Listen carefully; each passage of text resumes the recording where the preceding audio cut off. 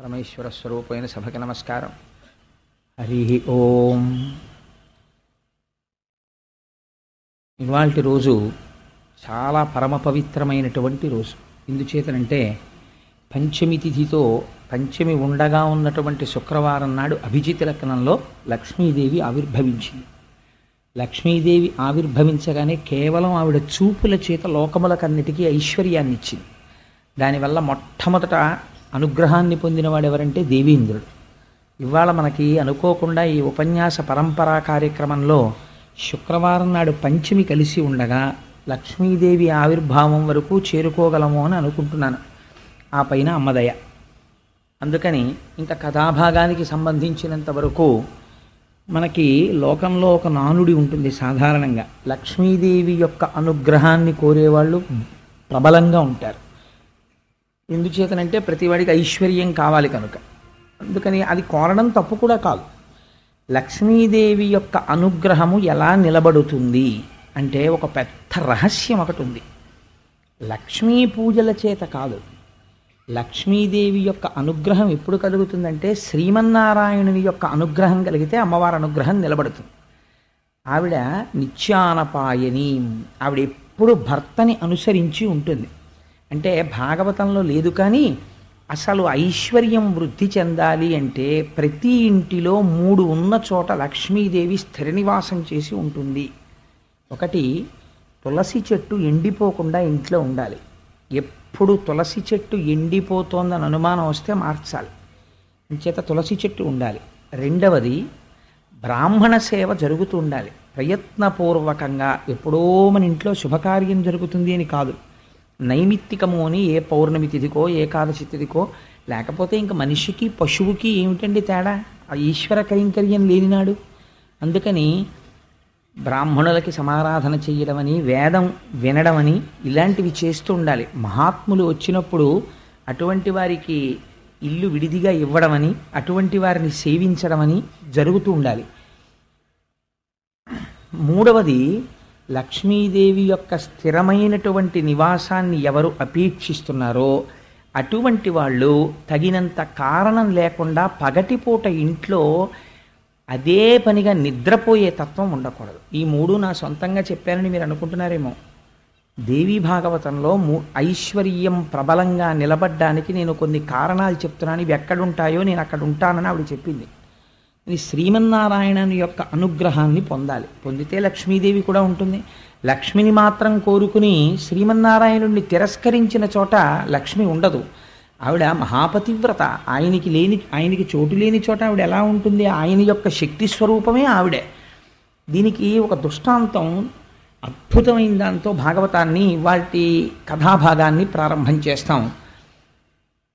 ఒకానొకనాడు మనం ఐశ్వర్యానికి కానీ, అధికారానికి కానీ, భోగలాలసతకి కానీ, వైభవానికి కానీ ఇంద్రుణ్ణి ఒక హద్దుగా చెప్పుకుంటాం. అందుకని మీరు గమనించారో లేదో, ఈ మన్వంతరాల గురించి చెప్పిన తర్వాత ఇంద్రుడితో కథలు అనుసంధానం అవుతున్నాయి.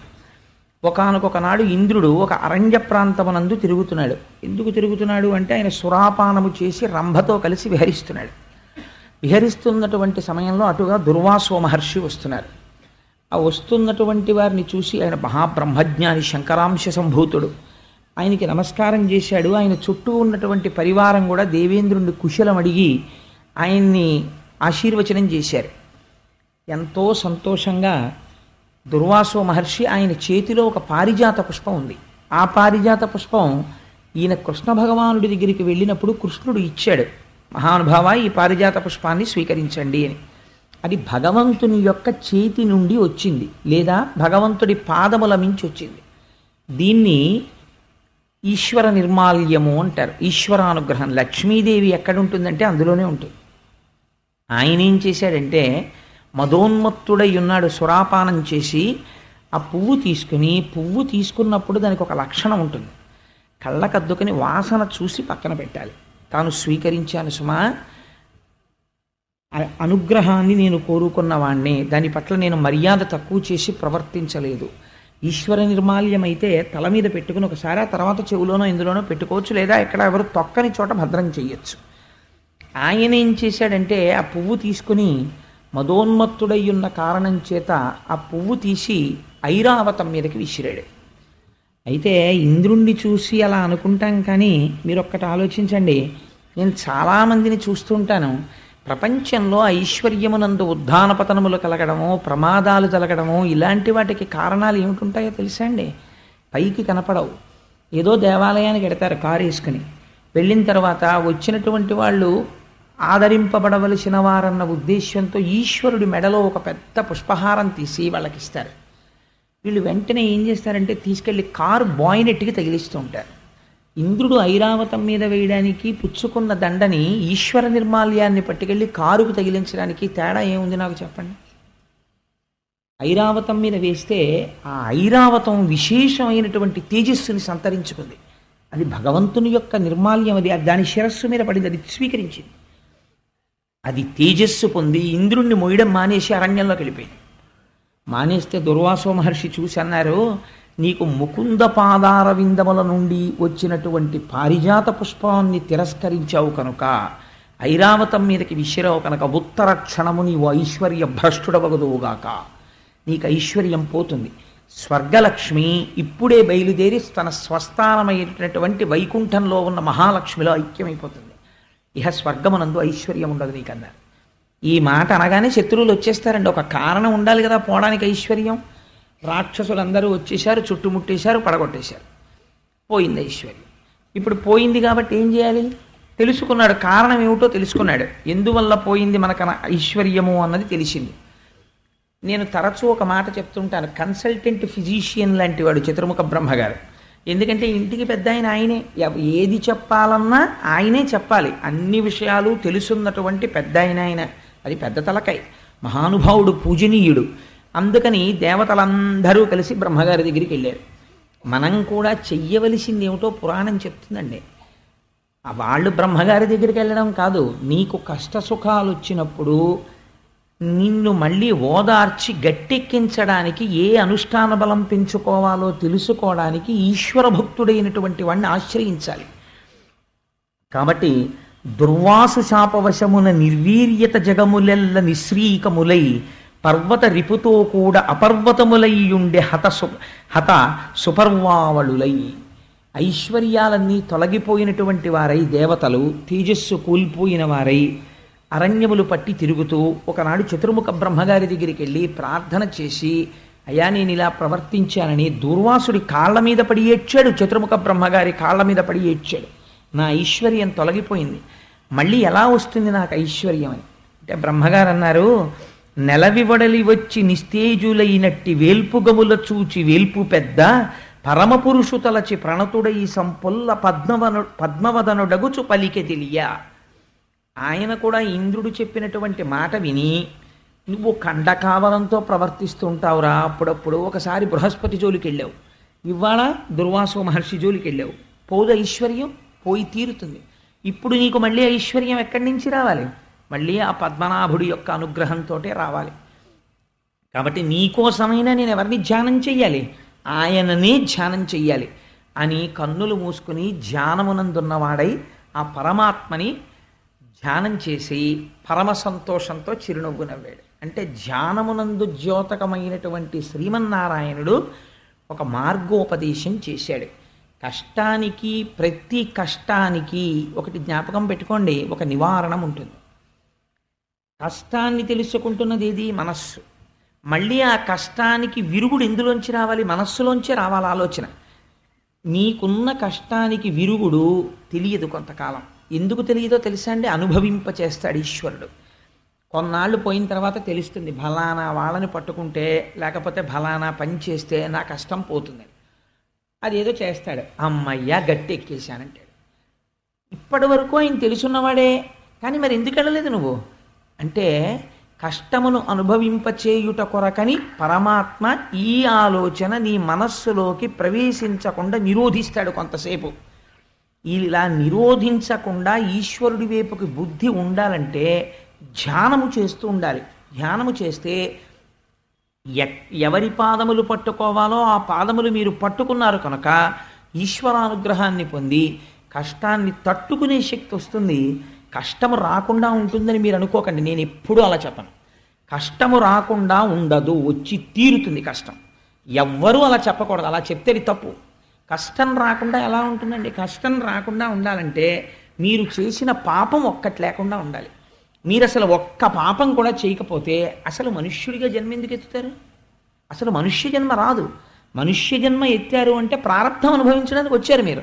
ప్రారంధం అంటే ఏమిటో తెలుసా అండి? ఈశ్వరుడు కూడా వెనక్కి తీడిహదండి. విడిచిపెట్టేసిన బాణం అది. విడిచిపెట్టేసిన బాణాన్ని ఎవరు ఆపుతారు? ఇంకా ఆపలేరు. ఇంకో బాణం వేయకుండా ఆపుతారు. అందుకే మహాజ్ఞానులైన వాళ్ళు కూడా ప్రారంధం అనుభవిస్తారు. మీరు చూడండి, రమణ మహర్షి అంతటి వారికి సర్కోమా వ్యాధి వచ్చింది. రామకృష్ణ పరమహంస అంతటి వాడికి కంఠంలో రాచపుండు పుట్టింది. వివేకానందుడంతటి వాడికి భరించలేని అనారోగ్యం వచ్చింది. మహాత్ములైన వాళ్ళకి కూడా అనారోగ్యాలు వచ్చాయి.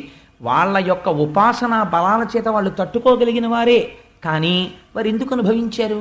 అది తెలుసుకున్న నాడు నీకు కష్టాన్ని తట్టుకోగలిగిన శక్తి వస్తుంది. ఈ తట్టుకోగలిగిన శక్తిలోంచి ఈశ్వరుడి పాదముల నుంచి తప్పుకోలేని విస్మృతి కలగని స్థితి కలుగుతుంది. ఆ స్థితి నిన్ను రక్షిస్తుంది తప్ప భగవంతుణ్ణి ప్రార్థన చేయండి మీకు కష్టం రాకుండా ఉండదు అనకూడదు. మరి ఏమండి ఇంకా కష్టం రాకుండా చేసేదానికి మాకు ఎందుకండి పురాణం, మాకు ఎందుకండి భగవంతుడు అని మీరు అడగచ్చు. ఈశ్వరుడికి ఒక శక్తి ఉంది. మీకు నేను ఒక ఉదాహరణ చెప్తాను. మీరు ఒక రాష్ట్రపతిని ఎన్నుకుంటారు. రాష్ట్రపతిని ఎవరు ఎన్నుకున్నారండి? మీరే ఎన్నుకున్నారు అంతే. మీరిచ్చారు ఆయనకి అధికారం. ఆయన ఏం చేస్తున్నాడు? ఒక 150 హత్యలు చేసినవాడు ఒక ఆయన ఉన్నాడు. ఆయనకి సుప్రీంకోర్టు ఉరిశిక్ష వేసేసింది. వీడిని చనిపోయేంత వరకు ఒక త్రాటికి వేలాడదీయండి అని. ఆయన రాష్ట్రపతికి క్షమాభిక్షకి ఒక దరఖాస్తు చేసుకున్నాడు. రాష్ట్రపతి గారు అన్నారు, మార్చి వీడిని యావజ్జీవిత కారాగార శిక్షగా మారుస్తున్నాను, వీడు బతికున్నంత కాలం ఖైదులో ఉంచండి అన్నాడు. అదే రాష్ట్రపతి ఒక రిపబ్లిక్ డే నాడు ఒక 4 ఏళ్లు పోయాక ఇతని ప్రవర్తన చూసి ఇతన్ని విడిచిపెట్టేయండి అని. ఎలా వచ్చింది అధికారం? ఒక సర్వోన్నత న్యాయస్థానం చెప్పిన దానికన్నా ఒక రాష్ట్రపతికి అధికారం ఎక్కడి నుంచి వచ్చింది అంటే, మీరు ఎన్నుకున్నటువంటి ఒక రాష్ట్రపతికే మీరు ప్రశ్నించలేని అధికారం ఉంటే, ఈ సర్వబ్రహ్మాండములకు సృష్టికర్త అయి సూర్యచంద్రుల యొక్క గమనమును శాసించగలిగినటువంటి పరమాత్మ మీ కష్టానికి రావలసినటువంటి ఫలితాన్ని బాగా తగ్గించడంలో ఆయనకి ఎందుకు ప్రమేయం ఉండదు? ఉంటుంది. అందుకే కష్టాన్ని తీయడు, ఒక గొప్ప ఫలితం ఇస్తాడు. ఏమిటో తెలుసా అండి? నమశివాభ్యాం అశుభాపహాభ్యాం. రోజు ప్రార్థనా శ్లోకంలో ఒక మాట చెప్తాం, ఆపదామపహర్తారం దాతారం సర్వసంపదాం. దాకి ఒత్తేస్తుంటారు కొంతమంది. దాతారం అనకూడదు, దాతారం సర్వసంపదాం లోకాభిరామం శ్రీరామం భూయో భూయో నమామ్యహం. అంటే మీకు ఒక భయంకరమైనటువంటి కష్టం రావలసి ఉన్నది, మీకు తెలియదా కష్టం వస్తోందని. నేను ఒక రోజు ఉదయం నిద్ర లేచిన తర్వాత ఆ రోజు నాకు ఏదో ఒక ప్రమాదకరమైనటువంటి ఒక ఊచ కోసుకుని ఈ చెయ్యి ఇంత మేర తెగిపోయి రక్తస్రావం అయిపోవాలి. కానీ నేను భాగవతం చెప్తున్నాను. నా మనస్సు కృష్ణ కథ మీద నిమగ్నమై ఉంది. ఇవాళ సాయంకాలం ఏం చెప్దామని ఏదో ఆలోచిస్తున్నాను ఆఫీస్లో. ఆ భయంకరమైనటువంటి ఘడియ రానే వచ్చింది. అప్పుడే జరగాలి, కాలమునందే ఫలితము ప్రకటింపబడుతుంది. ఈ సమయంలో ఈశ్వరుడు గురించి చింతన చేస్తున్నాడు. ఇప్పుడు ఈశ్వరుడు రక్ష చెయ్యాలి కాబట్టి ఏమవుతుంది? దేనికో జేబులో చెయ్యి పెట్టి ఇలా తీశాడు. తీస్తే ఆ కుర్చీ కింద ఉన్నటువంటి ఒక బోల్ట్ చేతిని చీరింది. సన్నగా చీరబడి అందులోంచి నెత్తురు పైకి వచ్చింది. ఈశ్వరుడు రక్షించాడని నీకు తెలియక్కర్లేదు. ఆయన ఏం వచ్చి చెప్పడం, ఓయ్ కోటేశ్వరరావు ఇవాళ నీ చెయ్యి ఇక్కడి నుంచి ఇక్కడికి తెగిపోవాలి, కానీ నువ్వు ఈశ్వరుడు యందు మనస్సు మగ్నమై ఉండడం చేత గీరి వదిలిపెట్టాను అని మీకేం చెప్పడైనా. అందుకే నిన్నటి రోజున గజేంద్రుడు అన్నాడు, స్త్రీ పురుష నపుంసకమూర్తియును కాక తిరియక్క మరణనాదిమూర్తియును కాక కర్మ గుణభేద సదసత్ప్రకాశి కాక వెనుక నన్నియుతానగు విభుతలంతో మీ వెనకాతలే ఉండి మిమ్మల్ని రక్షించుకుంటాడు. కాబట్టి ఇప్పుడు ఏమైంది? ఇలా తెగిపోయి బోలెడంత నెత్తురు కారిపోవలసింది ఇలా గీరుకుని తెగిందా లేదా? తెగింది. రక్తం వచ్చిందా లేదా? వచ్చింది. మీరు అయ్యో తెగింది అనుకున్నారా లేదా? అనుకున్నారు. ఓ దూదో ఏదో పెట్టి తుడుచుకున్నారా లేదా? తుడుచుకున్నారు. పెద్దదైతే ఏం చేద్దరో చిన్నదానికి అదే చేశారు. కానీ ఇక్కడి నుంచి ఇక్కడికి తెగిపోవలసిన చేతిని ఇంత పిసర్ ఇలా తెగేటట్టు చేశాడు. అంటే ఇప్పుడు ఏమైందనమాట? అందులో ఈశ్వరానుగ్రహము ప్రకటితమైంది. ఆ రోజు నీకు ఏదో ఉంది, జరగవలసింది, ఈశ్వరుడు తప్పించాడు. వెంటనే నువ్వు అనవలసిన మాట ఏంటంటే, ఈశ్వరుడికి కృతజ్ఞత ప్రకటించాలి. ఈశ్వర, ఇవాళ ఏదో జరగాలి, నువ్వు చిన్న గాయంతో దీన్ని విడిచిపెట్టావు, నేను నీకు కృతజ్ఞుడను. ఇది ఈశ్వరుణ్ణి చూడడం అంటే. అంతేకాని నాకు ఈ దెబ్బ తగలడం ఏమిటండి భాగవతం చెప్తుంటే, నేనేమో ఇప్పుడే కదండి గజేంద్ర మోక్షం పద్యాలు చదివాను, అయినా సరే నాకు ఇక్కడ దెబ్బ తగిలింది ఏమిటండి, ఇంక దేవుడు ఉన్నాడు ఏంటండి అన్నారనుకోండి, నువ్వు చేసిన పాపం ఏది? నువ్వు ఒక్క పాపం చేయకుండా ఉన్నావు. ఎప్పటి జన్మలో ఎందుకండి, ఇవాళ లేచి నిద్ర లేచిన తర్వాత నేను ఒక్క పాపపు పని చెయ్యలేదు, పరమ ధర్మబద్ధంగా నడిచాను అని నీకు నువ్వు సెల్ఫ్ సర్టిఫికేషన్ చేసుకో చూస్తాను. ఆపాటి చేత కానివాడివి నువ్వు ఈశ్వరుణ్ణి నింద చేసేవాడివా, వేదాన్ని విమర్శించేవాడివా, నీకేం తెలుసని మాట్లాడుతున్నావు? కాబట్టి నీకున్న లౌకికమైనటువంటి జ్ఞానంతో నువ్వు చదువుకున్న ఓ చిన్న డిగ్రీని అడ్డు పెట్టుకుని ఈశ్వరుడి యొక్క శక్తిని ప్రశ్నించే స్థాయికి వెళ్ళకూడదు. అదే దుర్వాసుడు చేసినటువంటి హీనమైన పని. తనకో చిన్న పదవోటు ఉంది కదా అని దానివల్ల వచ్చినటువంటి మదము చేత ఈశ్వరానుగ్రహాన్ని తిరస్కరించుకున్నాడు. ఈశ్వరుని యొక్క పాదముల నుంచి వచ్చినటువంటి పుష్పం అంటే అది అనుగ్రహమే. ఈశ్వరుడికి నివేదన చేసిన ఒక కొబ్బరి చెక్క మీ చేతిలో పెట్టారనుకోండి, అది ప్రసాదం అంటే అనుగ్రహం. వెంటనే గిల్లి ఓ ముక్క నోట్లో వేసుకోవడమే, ఈశ్వర అనే స్వీకరించాను మీ అనుగ్రహాన్ని. ఒక పువ్వు కళ్ళకద్దుకుని తల మీద పెట్టుకోవడమే, అంతే అయిపోయింది. ఈశ్వర మీ అనుగ్రహాన్ని స్వీకరించాను. భావన చేత ఆయన సంతుష్టి పొందుతాడు. మీరు ఎంత దాని గురించి అల్లరి చేశారు కాదు, మీ భావన చాలా అవసరం. ఇక్కడ ఇంద్రుని యొక్క భావన ఎందు తేడా ఉంది.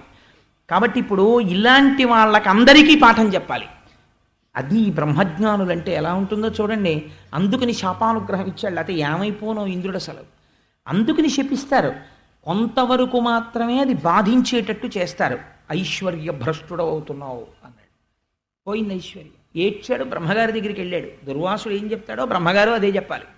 ఆయన కూడా మళ్ళీ ఎవరిని అడగాలి? మళ్ళీ ఐశ్వర్యం ఇమ్మని, మళ్ళీ శ్రీమన్నారాయణుణ్ణి అడగాలి. ఇప్పుడు మీకేమవుతోంది? మీరు చేసుకున్న తెలివి తక్కువ పనుల చేత నష్టాన్ని కొని తెచ్చుకుంటారు. కానీ మళ్ళీ అది దిద్దబడాలంటే ఎవడి దగ్గరికి వెళ్ళినా ఈశ్వరుణ్ణే ప్రార్థన చెయ్యాలి. వాడైనా మీరైనా ఎవరైనా ఈశ్వరానుగ్రహం కోసమే ప్రార్థన చేయాల్సి ఉంటుంది. అది ముందే ఎందుకు జాగ్రత్తగా ఉండవు ఈశ్వరుడి విషయంలో? కాబట్టి నువ్వు పోని హితం చెయ్యకపోతే, ఈశ్వరుడి ప్రార్థన చేయకపోతే వదిలిపెట్టేసేయి. లేనిపోని విమర్శలు ఎందుకు, లేనిపోనిటువంటి ఉద్ధతితో కూడిన ప్రవర్తన ఎందుకు ఈశ్వరుడి పట్ల? కాబట్టి పురాణాన్ని పురాణ కథగా తీసుకుంటే దానికి అర్థం ఉండదు. మీ జీవితాన్ని మలుచుకోవడానికి అది ఒక ఆలంబనం కావాలి. కనుక ఇప్పుడు బ్రహ్మగారు అన్నారు, వజ్జుండు రక్షణీయుడు సాధ్యుండు మాన్యుడని లేని సర్గత్రాణావవ్యాధులనర్చు అతండాజ్యంత విధానమునకు అర్హుడు మనకున్. ఎంత గొప్ప మాట చెప్తున్నాడో చూడండి. ఈశ్వరుడి గురించి తెలుసున్నవాడు, పరమభక్తుడైన వాడు మాట్లాడవలసిన మాట ఇది. ఎలా మాట్లాడాడో చూడండి బ్రహ్మగారు. ఇప్పుడు నీకు ఐశ్వర్యం పోయింది కదా, నువ్వైనా నేనైనా ఎవరిని అడగాలి మళ్ళీ ఐశ్వర్యం కోసం? శ్రీమన్నారాయణుడిని అడగాలి. మరి శ్రీమన్నారాయణుడి పాదాల మీద ఉన్న పువ్వే కదా విసిరిశావు, మరి మళ్ళీ ఆయన ఎందుకు మాట్లాడతాడు? ఇప్పుడు ఆయన పాదాల మీద పువ్వు విసిరేస్తే దూర్వాసుడికే కోపం వస్తే ఆయనకి కోపం ఇంకా ఎక్కువ ఉండదు? బ్రహ్మగారు అంటున్నారు అలా ఉండదు. ఎంత గొప్ప మాట చూడండి. ఇది ఊరట కల్పించే మాట. అంటే ఆయన కోపం పెట్టేసుకుంటే ఇంకా లోకంలో ఉద్ధరించేవాడు ఎవరండి? వజ్జుండు రక్షణీయుడు, వీడిని రక్షిద్దాం, వీడిని చంపేద్దాం అలా లిస్టులో వేసుకోరు. ఈశ్వరుడు కానీ ఈశ్వరుణ్ణి నమ్మిన వాడికి కానీ ఒక లక్షణం ఉండాలి. ఏమిటో తెలుసా అండి? కోపం ఎంతవరకు పనికి రావాలంటే పొరపాటు చేసిన వాడిని దిద్దేవరికే. ఆయన నేను దిద్దుకున్నాను అన్నాడు అనుకోండి, ఉత్తర క్షణం మీరు ప్రసన్నులు కావాలి. లేకపోతే మీకు ఈశ్వర భక్తుడు అనిపించుకోవడానికి అర్హత లేదు. అయ్యా నాది పొరపాటండి నేను దిద్దుకుంటాను అన్నాడు అనుకోండి, మీరు గుండెల్లో పెట్టుకుని ఆదరించాలి ఆయన్ని, తప్పించి ఇంకా మీరు కోపం పెట్టుకోకూడదు, వదిలిపెట్టేయాలి. కుబుసం వదిలినట్టు వదలాలి. యథో రగస్త్వచం జీర్ణాంసవై పురుషముచ్యతే అంటారు సుందరకాండలో. కోపం దేనికి పనికి రావాలంటే మిమ్మల్ని ఆశ్రయించినటువంటి వాళ్ళని లోకాన్ని గాడిలో పెట్టడానికి పనికి రావాలంతే ఆ కోపం. కాబట్టి ఆయనకి శాశ్వత కోపం ఉండదు. నువ్వు తప్పు చేశావు, తెలుసుకున్నావు, వెంటనే దుర్వాసుడి కాళ్ళ మీద పడ్డావు, నా కాళ్ళ మీద పడ్డావు. కాబట్టి ఇప్పుడు నువ్వు నా కాళ్ళ మీద దుర్వాసుడి కాళ్ళ మీద పడితే సంతోషిస్తున్నవాడు ఎవరో తెలుసా? దూర్వాసుడు అంటుంటారు కాదు, దుర్వాసుడు. అదేమిటో నేను మీకు అంబరీషోపాఖ్యానంలో చెప్తాను. అందుకని ఆయన సంతోషిస్తున్నవాడు, ఆయనకి ఇంకా పర్మనెంట్గా వీడికి శిక్ష చేసేద్దాం, పర్మనెంట్గా రక్షించేద్దాం అని 2 లిస్టులు ఆయన రాయడలాగా. ఆయనకి అలా ఉండదు. తప్పు చేస్తే తనకి ఎంత దగ్గరవాడైనా శిక్షిస్తాడు. ఇదే దుర్వాసుణ్ణి అంబరీషోపాఖ్యానంలో శిక్షించాడు. అది విచిత్రం. ఇక్కడ దుర్వాసుడి మాటని లెక్కపెట్టి ఇంద్రుణ్ణి శిక్షిస్తాడు. ఇది బ్రహ్మగారు ముందే నవ్వి చెప్పేస్తున్నాడు. ఎంత గొప్ప విషయమో చూడండి. ఇది తెలుసుకున్నవాడు భగవద్భక్తుడంటే, ఇది బ్రహ్మగారంటే, చిత్రముఖ బ్రహ్మగారి స్థానానికి ఉన్న గొప్పతనం ఇది పురాణంలో. అందుకని ఆయన నవ్వి అంటున్నాడు, ఆయన శాశ్వతంగా ఎవరి పట్ల శత్రువు కాడు, శాశ్వత మిత్రుడు కాదు. జ్ఞాపకం పెట్టుకోండి. మీ నడువడిని బట్టి ఆయన మిత్రత్వము కానీ శత్రుత్వము కానీ ఆవిష్కరింపబడుతుంది. మీరు ఆయన పట్ల మర్యాదగా ఉంటే ఆయన చాలా అనుగ్రహంతో ఉంటాడు. ఆయన పట్ల మర్యాదకి మీరు ఏమీ చెయ్యక్కర్లేదు. ఈశ్వరుడు ఉన్నాడని అంగీకరించి నమస్కరిస్తే చాలు. మీ లేనిపోని మేధస్సు అంతా పెట్టేసి ఈశ్వరుడు యొక్క అస్తిత్వాన్ని ప్రశ్న చేసేటటువంటి స్థితికి ఎదగకూడదు. అటువంటి ఉద్ధతితో కూడిన పనులు చేస్తే ప్రమాదాలు వస్తాయి. కాబట్టి ఏమైంది, అలాంటి వాడు ఎవడున్నాడో వాణ్ణి మనం ప్రార్థన చేయాలి నాయన. ఇప్పుడు మొదల జలమిడిన భూజము తుదిని నడుమను చల్లదనము దొరకును మాట్కిన్ మొదలను హరికిని మ్రొక్కిన ముదమందును ఎల్ల వేల్పు మూకలు నేను.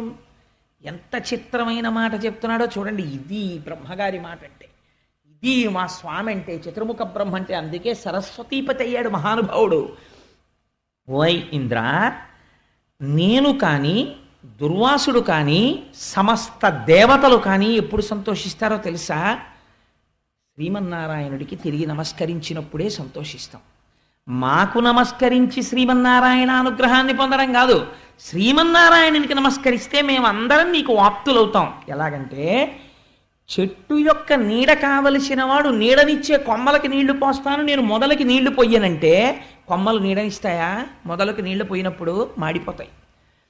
చెట్టు మొదల్లో నీళ్లు పోసిన వాడికి మొదట్లో నీళ్లు పోసావు, మేమెందుకు నీడనిస్తాం, ఆ మొదల దగ్గరే కూర్చో అని కొమ్మలంటాయా? పళ్ళిస్తాయి, నీడిస్తాయి, అన్నీ ఇస్తాయి. అలా అన్నిటికీ మూలమైన వాడెవడో వాడి పాదాలు పట్టుకోవయా. వాడు శ్రీమన్నారాయణుడు. వాడికి కోపం ఉండదు, వాడికి ద్వేషం ఉండదు. అటువంటి వాడిని ప్రార్థన చేద్దాం. ఇదండి భావన అంటే. ఇది ఇలా చెప్పగలిగిన వాడెవడో వాడు బ్రహ్మ, వాణ్ణి బ్రహ్మస్థానమునందున్నవాడు అంటారు.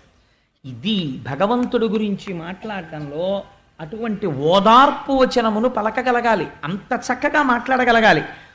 ఈ మాట చెప్పగానే ఇంద్రుడికి ఇప్పటిదాకా అమ్మ బాబోయ్ నేను అపచారం చేసేసాను, ఎంత కోపం పెట్టేసుకున్నాడో, ఇంకా నాకు మళ్ళీ లక్ష్మీ వైభవం ఇప్పుడు దొరుకుతుందో అని బెంగెట్టుకున్న వాడికి మళ్ళీ భగవంతుడి పాదములు ఆశ్రయించడం చాలా తేలిక. తప్పు చేసిన వాణ్ణి ఆయన క్షమిస్తాడు. ఈ బుద్ధి కలిగిందనుకోండి, పశ్చాత్తాప ప్రకటనము జరిగిందనుకోండి, వెంటనే వరం ఇచ్చేస్తాడు ఆయన. దితి తప్పు చేసింది సంధ్యాకాలంలో. హిరణ్యకశిపుడు పుట్టాడు. భర్త దగ్గరికి వెళ్ళి పడింది. మనవడు ప్రహ్లాదుడు పుట్టాడు. తప్పు చెయ్యడం సహజం, పశ్చాత్తాపడి మళ్ళీ జరగకుండా ఉండడం మంచి మనిషి యొక్క లక్షణం. కాబట్టి ఇంద్రుడు ఇప్పుడేం వెళ్ళి శ్రీమన్నారాయణకి ఎక్కడతో సహస్ర కలశాలతో అభిషేకమో సహస్ర కలువలతో పూజో మళ్ళీ చేయలేదు. మీరు ఇది గమనించాలి. పురాణంలో ఇంద్రుడు లోపల వెంటనే అవును నిజమే, నా స్వామి పాదాలే పట్టుకుంటాను, ఆయన చేత్తో వచ్చిన పువ్వే కదా విసిరిశాను, పొరపాటు అదే కదా జరిగింది, స్వామి నాది తప్పే మన్నించు. ఒక్క మాట ఇలా అనుకుని మనసులో నమస్కారం చేశాడంతే. ఇలా అనేటప్పటికీ ఏమైంది, అది విచిత్రం. ఎక్కడో వెళ్ళి కూర్చుని జీవితాంతం తపస్సు చేసినటువంటి వాళ్ళకి దొరకని దర్శనం పశ్చాత్తాపం కలగ్గానే ప్రత్యక్షం అయిపోయాడు. ఎలా ప్రత్యక్షం అయ్యాడు? ఒకవేయార్కులు కూడినట్టి కరువయ్య జత్ ప్రభాభూతితో ఒక రూపై చనుదించు మాట్య హరిదానొప్పారే ఆ వేలుపుల్ వికలాలోకనులై విషణ్ణమతులై విభ్రాంతులై మ్రోలగానక శంకించిరి కొంత ప్రొద్దు విభుగానంబోలునే వారికి. ఎంత చిత్రమైన మాట చూడండి. ఎప్పుడైతే ఇలా మనస్సులో పశ్చాత్తాపంతో నమస్కరించారో ఒకేసారి 1000 సూర్యబింబాలు వచ్చి భూమి మీద దిగాయి అనుకోండి, వెంటనే ముందు మనకేమవుతుంది, కళ్ళు కనపడడం మానేస్తాయి. కళ్ళు కనపడడం మానేసి ఏమిటొచ్చింది ఎదురుగుండా ఏమిటొచ్చిందని కళ్ళు మూసేసుకుంటాం, అంత వెలుతురు భరించలేక. అలాగే ఈశ్వర దర్శనము కలుగగానే సగుణముగా కనపడగానే అంతటా ఉన్నవాడు ఇక్కడ ఉన్నాడు, వింటున్నాడు మొర, అసలు చూడలేకపోయారు. చూడలేక కళ్ళు మూసేసుకున్నారు. ఎదురుగుండా ఉన్నదేదో అర్థం చేసుకోలేకపోయారు. ఇప్పుడు చూడడానికి కూడా ఈశ్వరానుగ్రహమే ప్రసరించింది. ఇది గమ్మత్తు. ఆయన్ని చూడ్డానికి ఉపకరణం ఏమిటో తెలుసా అండి? ఆయన అనుగ్రహమే.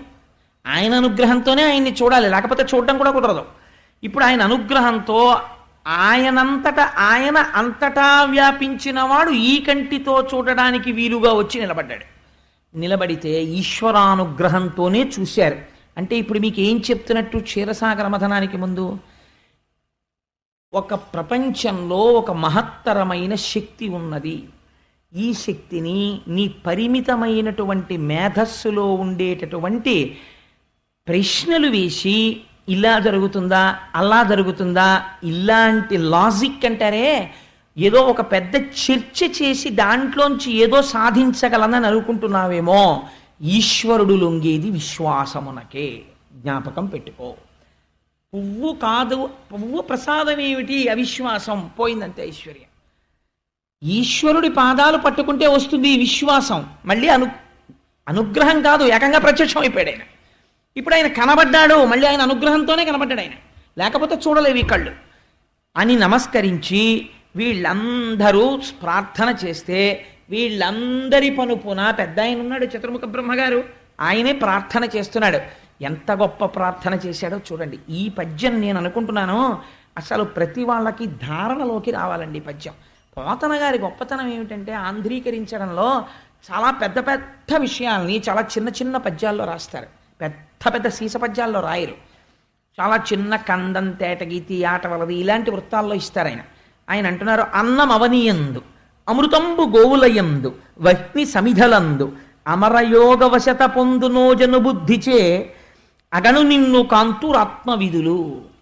భగవంతుణ్ణి బాగా ఎరుకగలిగినటువంటి జ్ఞానమున్నవారు ఈశ్వరుణ్ణి ఇక్కడున్నాడు అక్కడ లేడు అని కాకుండా అంతటా చూడగలరు.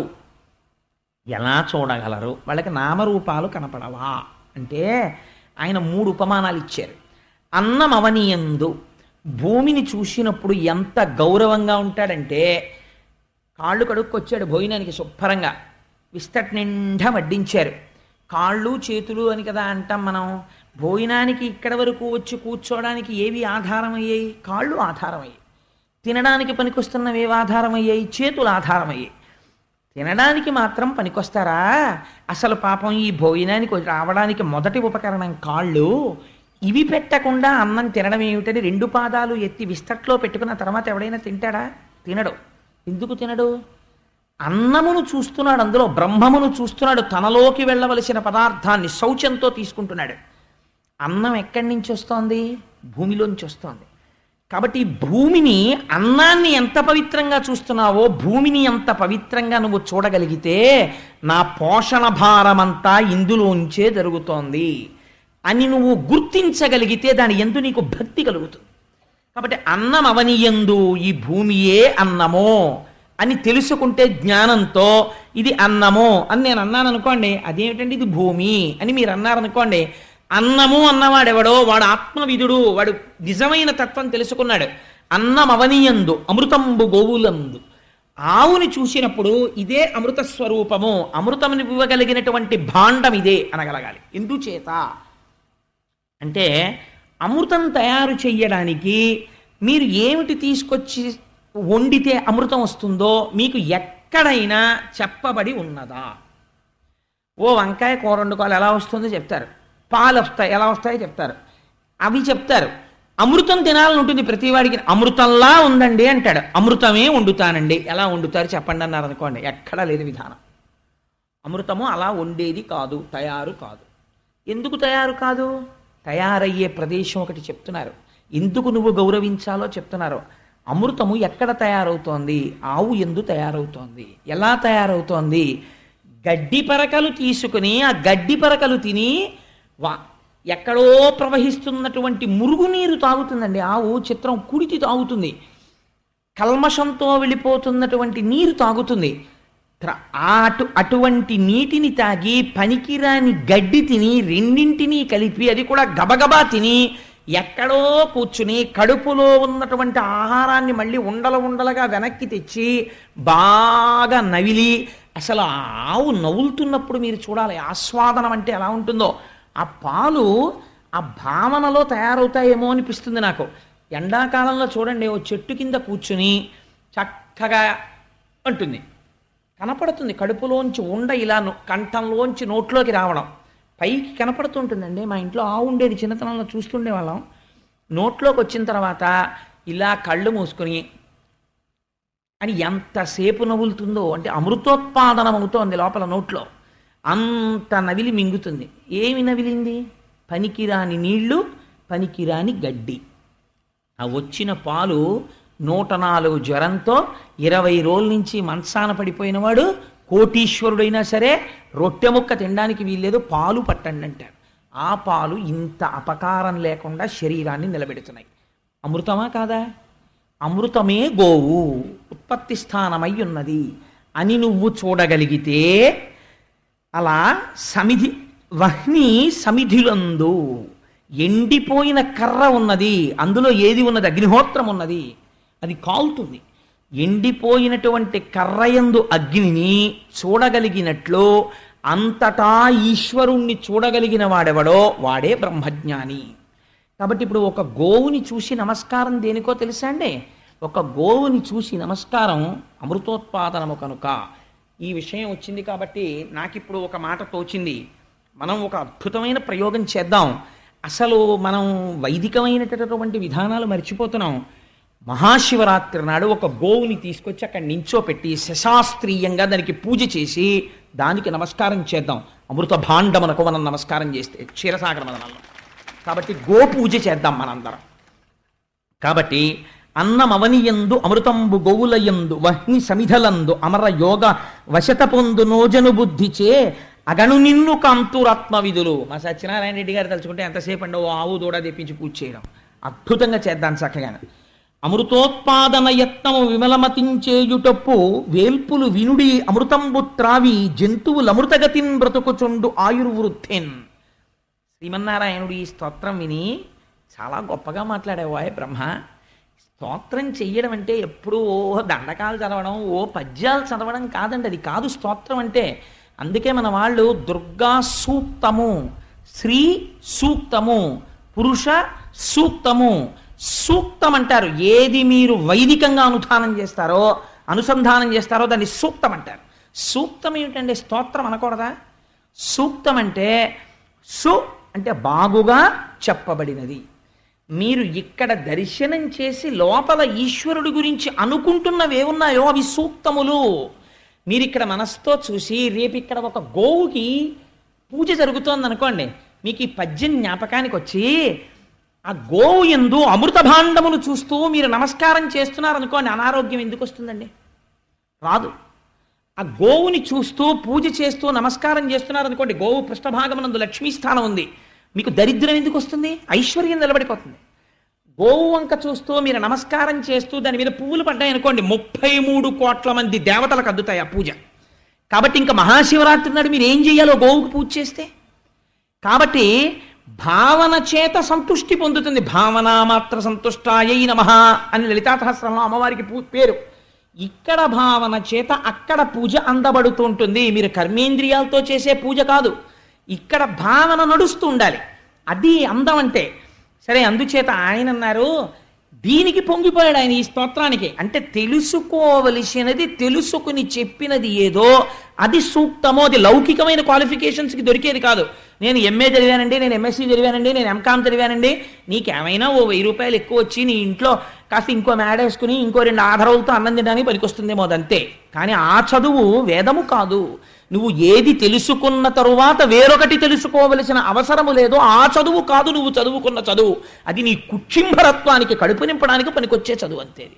అంతకమించి ఈశ్వరుణ్ణి చేరడానికి పనికొచ్చే చదువు అది కాదు. ఆ చదువు చదువులలోని మర్మమెల్ల చదివితి తండ్రి అంటాడు.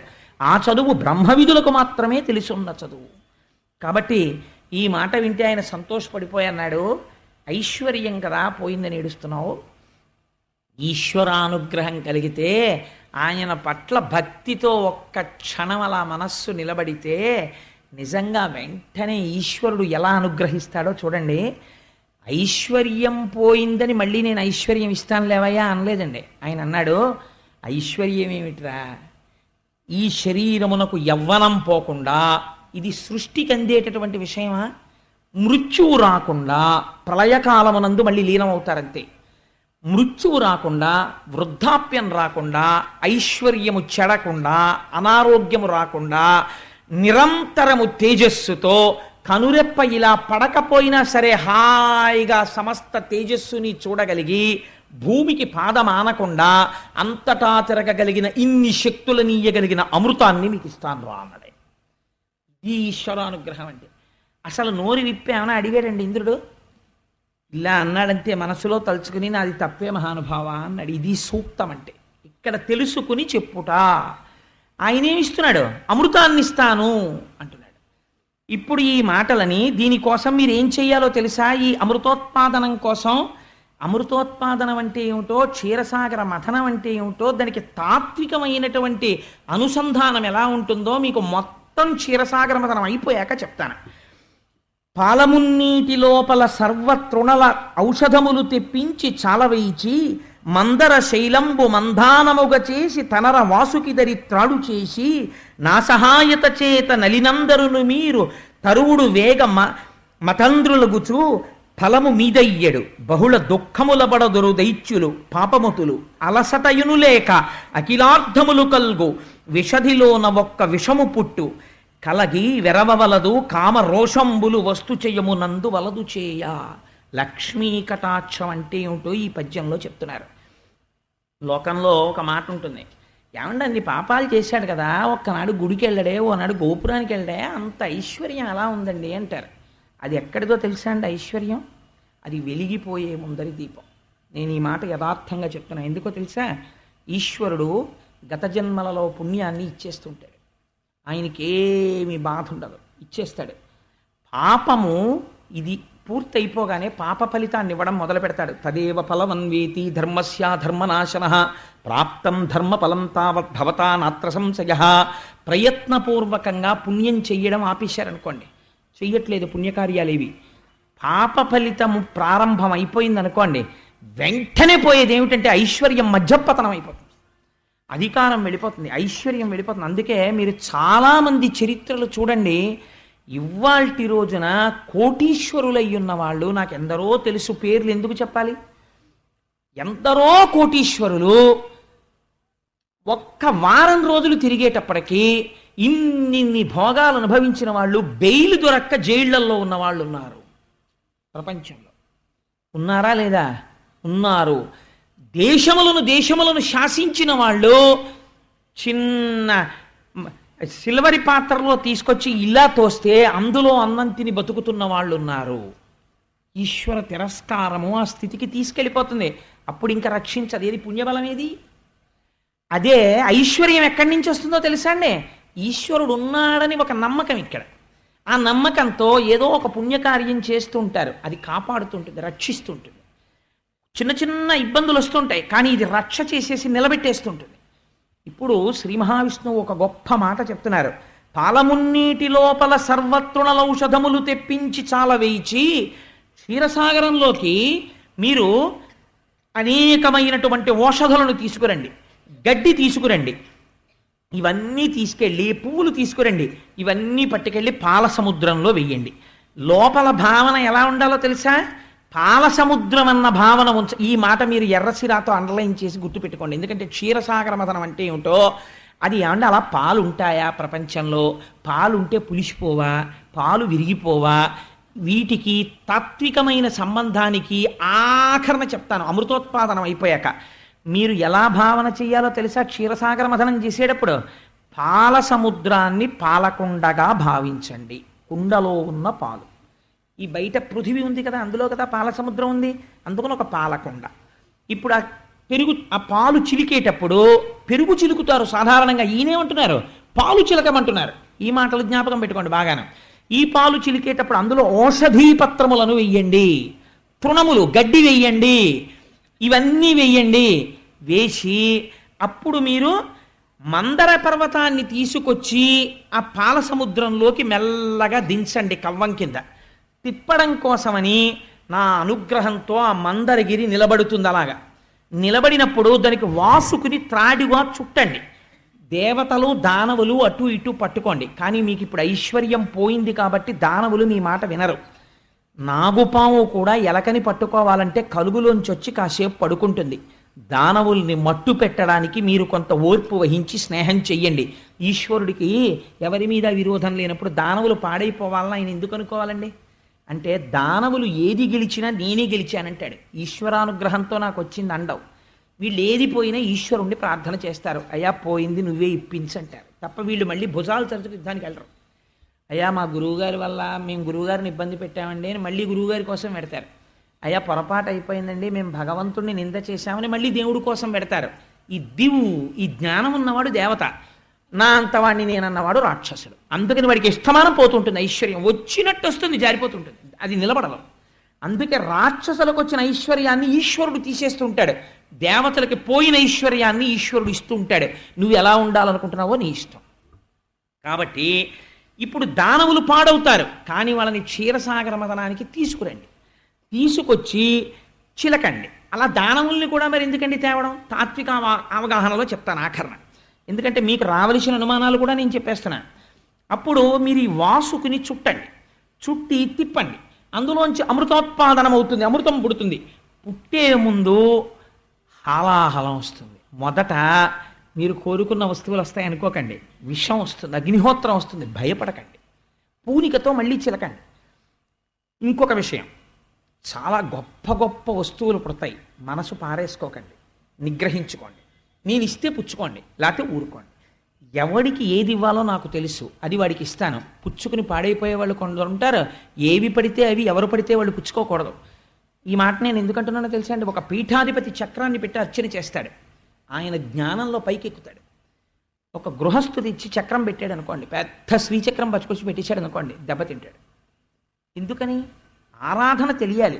నా ఇంట్లో ఫ్యూజ్ పోతే నేను వేసుకోవచ్చు, పోల్ మీద ఫ్యూజ్ పోస్తే పోల్ ఎక్కాను అనుకోండి కింద పడిపోతాను. పోల్ మీదకి ఎక్కేవాడికి గ్లోవ్స్ పెట్టుకోవాలి, వాడు ఏపీఎస్సిబి ఎంప్లాయ్మెంట్లో ఉండాలి, ఏవో కొన్ని లక్షణాలు ఉంటాయి. హ్యాండిల్ విత్ కేర్, కొన్ని మీరు హ్యాండిల్ చేయలేరు, గురుముఖంగా అనుగ్రహం ఉంటేనే మీరు చెయ్యగలరు. కాబట్టి బొటన వేలంత ఈశ్వరుణ్ణి పెట్టుకోండి, అనుగ్రహాన్ని పొందుతారు.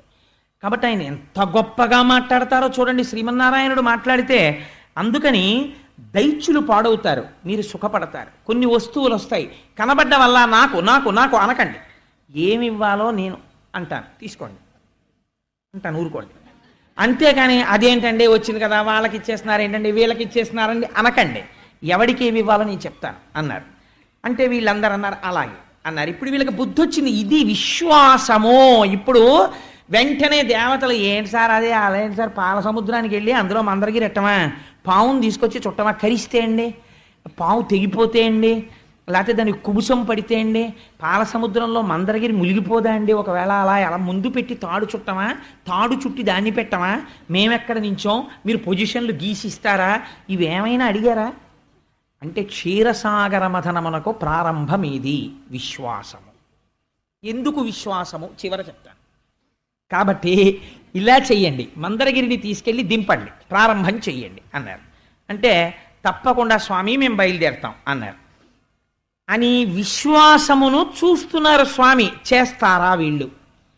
మొట్టమొదట ఏం చేయాలంటే మందర పర్వతాన్ని తీసుకెళ్ళి సముద్రంలో పెట్టాలి. వెంటనే ఇవాల్టి రోజునైతే మనం ఏమంటాం, హౌ ఈజ్ ఇట్ పాసిబుల్, మందర పర్వతాన్ని తీసుకెళ్ళి సముద్రంలో ఎలా దింపుతామండి? సైన్స్కి అందది విషయం అంటాం మనం. భగవత్ సంబంధమైన విషయమునకో ఇతరమైనటువంటి హేతువునకో ఎంత తేడా వస్తుందో చూడండి. వాళ్ళు ఏది మాట్లాడుతున్నారు అసలు అన్నది మీరు అర్థం చేసుకుందరు. కానీ ఇప్పుడు వీళ్ళు ఏం చేశారు, త్వష్ట ప్రజాపతి దగ్గరికి వెళ్ళారు. వెళ్ళి మాకొక వాడి కోల కావాలి అంటే, తౌగాలు అంటారే ఇంట్లో గడ్డవి చెక్కుతుంటారు, అటువంటి తౌగాలు ఒకటి తయారు చేయి అన్నారు. అంటే త్వష్ట ప్రజాపతి తయారు చేసి ఇచ్చాడు. ఎందుకని అడిగాడు. మందర పర్వతం కింద తవ్వేస్తాం, దాన్ని ఊడ తీసి పట్టుకెడతాం సముద్రానికి అన్నారు.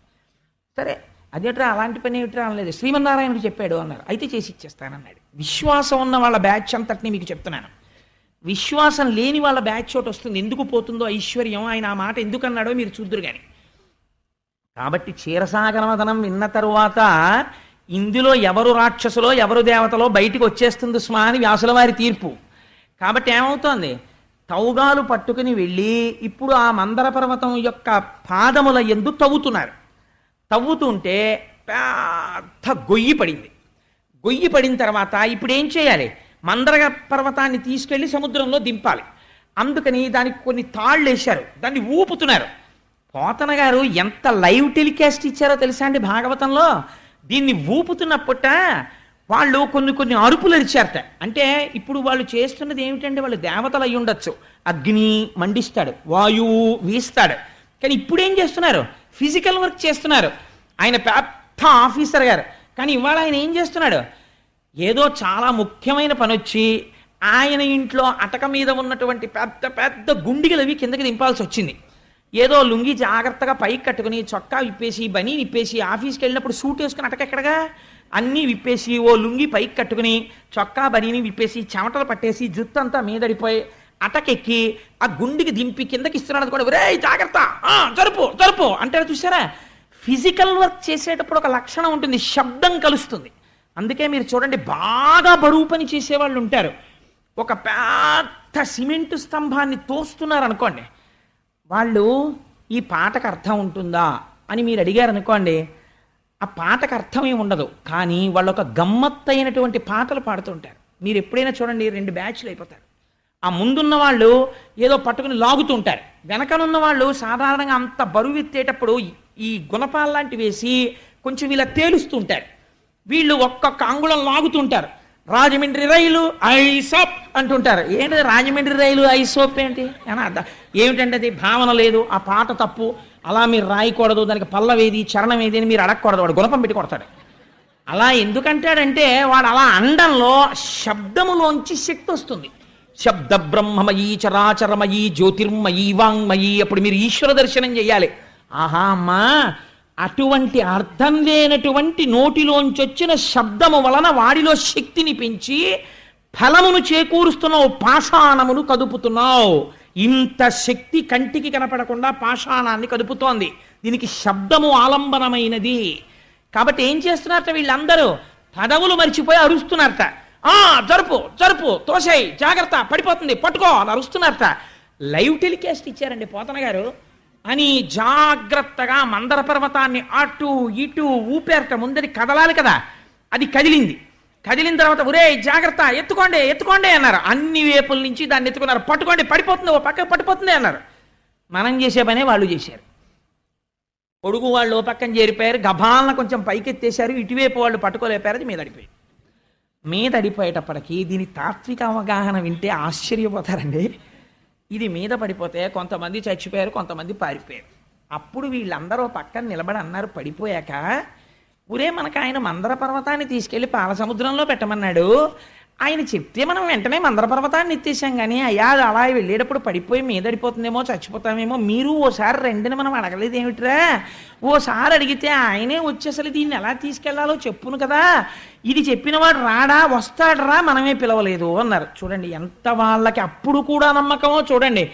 ఆయన వస్తే ఎంత బాగుండో, మనం చచ్చిపోయాం కదరా కొంతమంది నిష్కారణంగా అన్నారు. ఎంత విశ్వాసంతో ఉన్నాడో చూడండి. కష్టంలో కూడా వెంటనే వాళ్ళు ఈ మాట అనుకున్నారట. గరుడారోహకుడై గదాధిధరుడై కారుణ్య సంయుక్తుడై హరికోటి ప్రభతోనుహో వెరవకుండంచుం ప్రదీపించి తగ్గిదిగేలన్ నలువంద కందుకము మట్కింబట్టి క్రీడించుచున్ కరుణాలోక సుధున్ సురాసురుల ప్రాణంబుల్ సమర్థించుచున్. వెంటనే బ్రహ్మాండమైనటువంటి వేదమంత్రాలు వినపడ్డాయి. సామవేదము యజుర్వేదము వినపడుతూ గరుడు చక్రలల్లా రెక్కలల్లా అరుస్తూ వచ్చేసాడు. ఆ బంగారు రంగులో ఉన్నటువంటి పక్షి నుంచి శ్రీమన్నారాయణుడు కిందికి దిగాడు. ఇంతమంది ఎత్తలేని దాన్ని కందుకమున్ బంతి పట్టి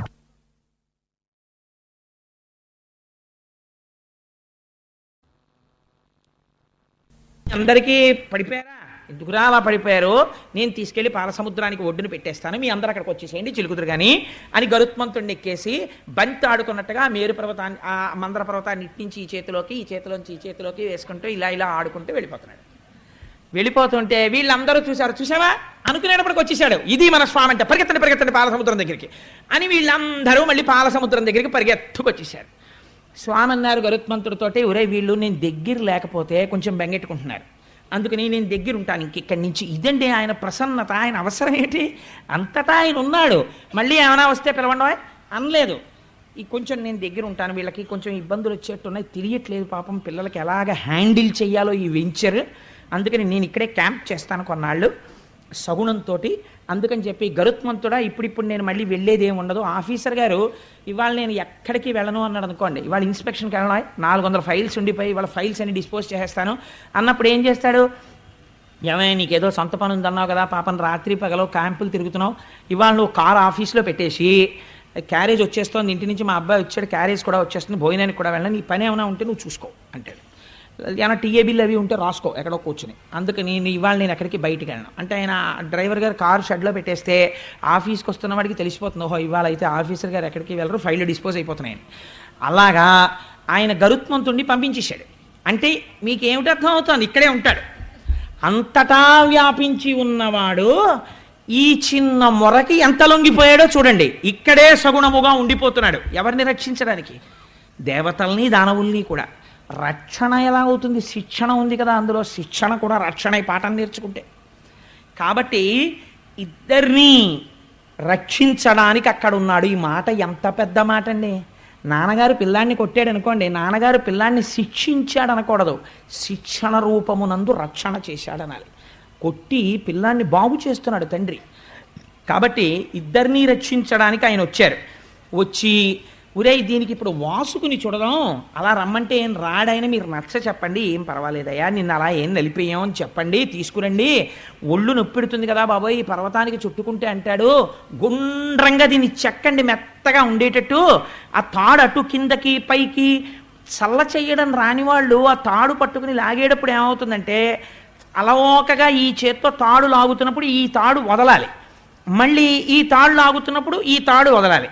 అలా లాగేటప్పుడు బ్యాలెన్సింగ్గా లాగాలి, లేకపోతే ఈ కవ్వం వెళ్ళి కుండకి దిగి కుండ పగిలిపోతుంది.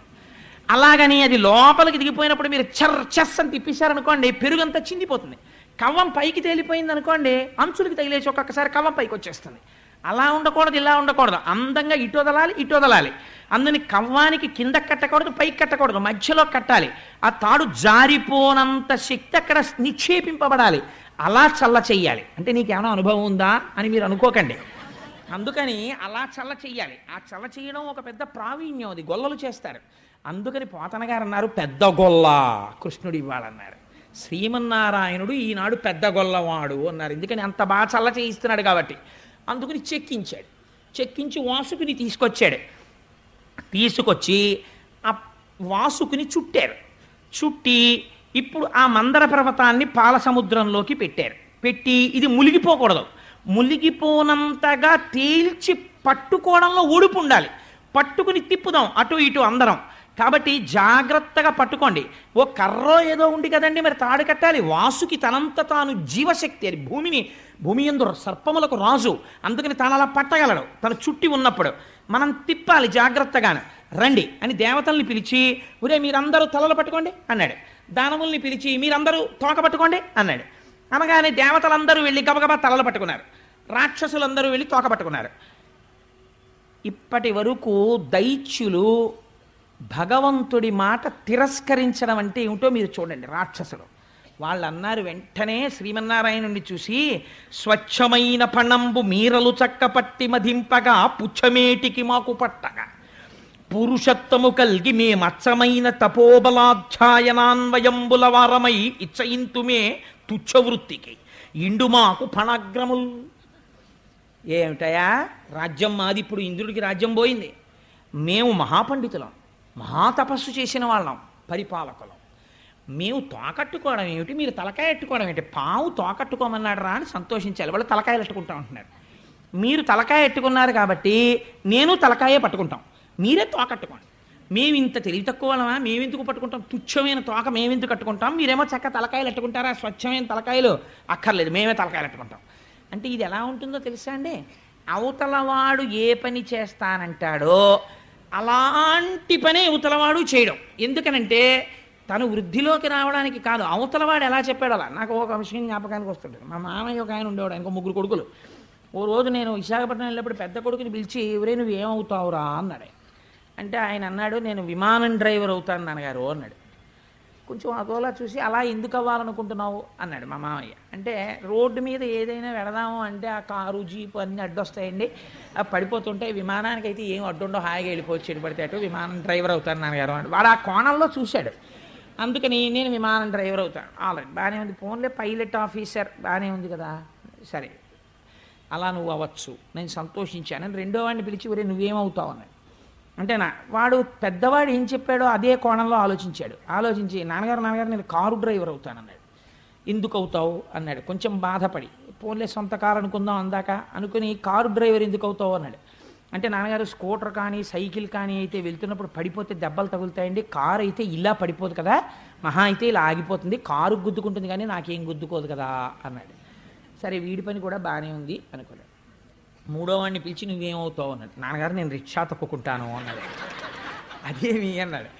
ఎప్పుడైనా కారు పడిపోతే ప్రమాదం జరిగి తీరుతుంది, రిక్షా పడిపోతే ఏమీ అవదు పెద్ద ప్రమాదం, అందుకని రిక్షా తొక్కుకుంటానన్నాడు.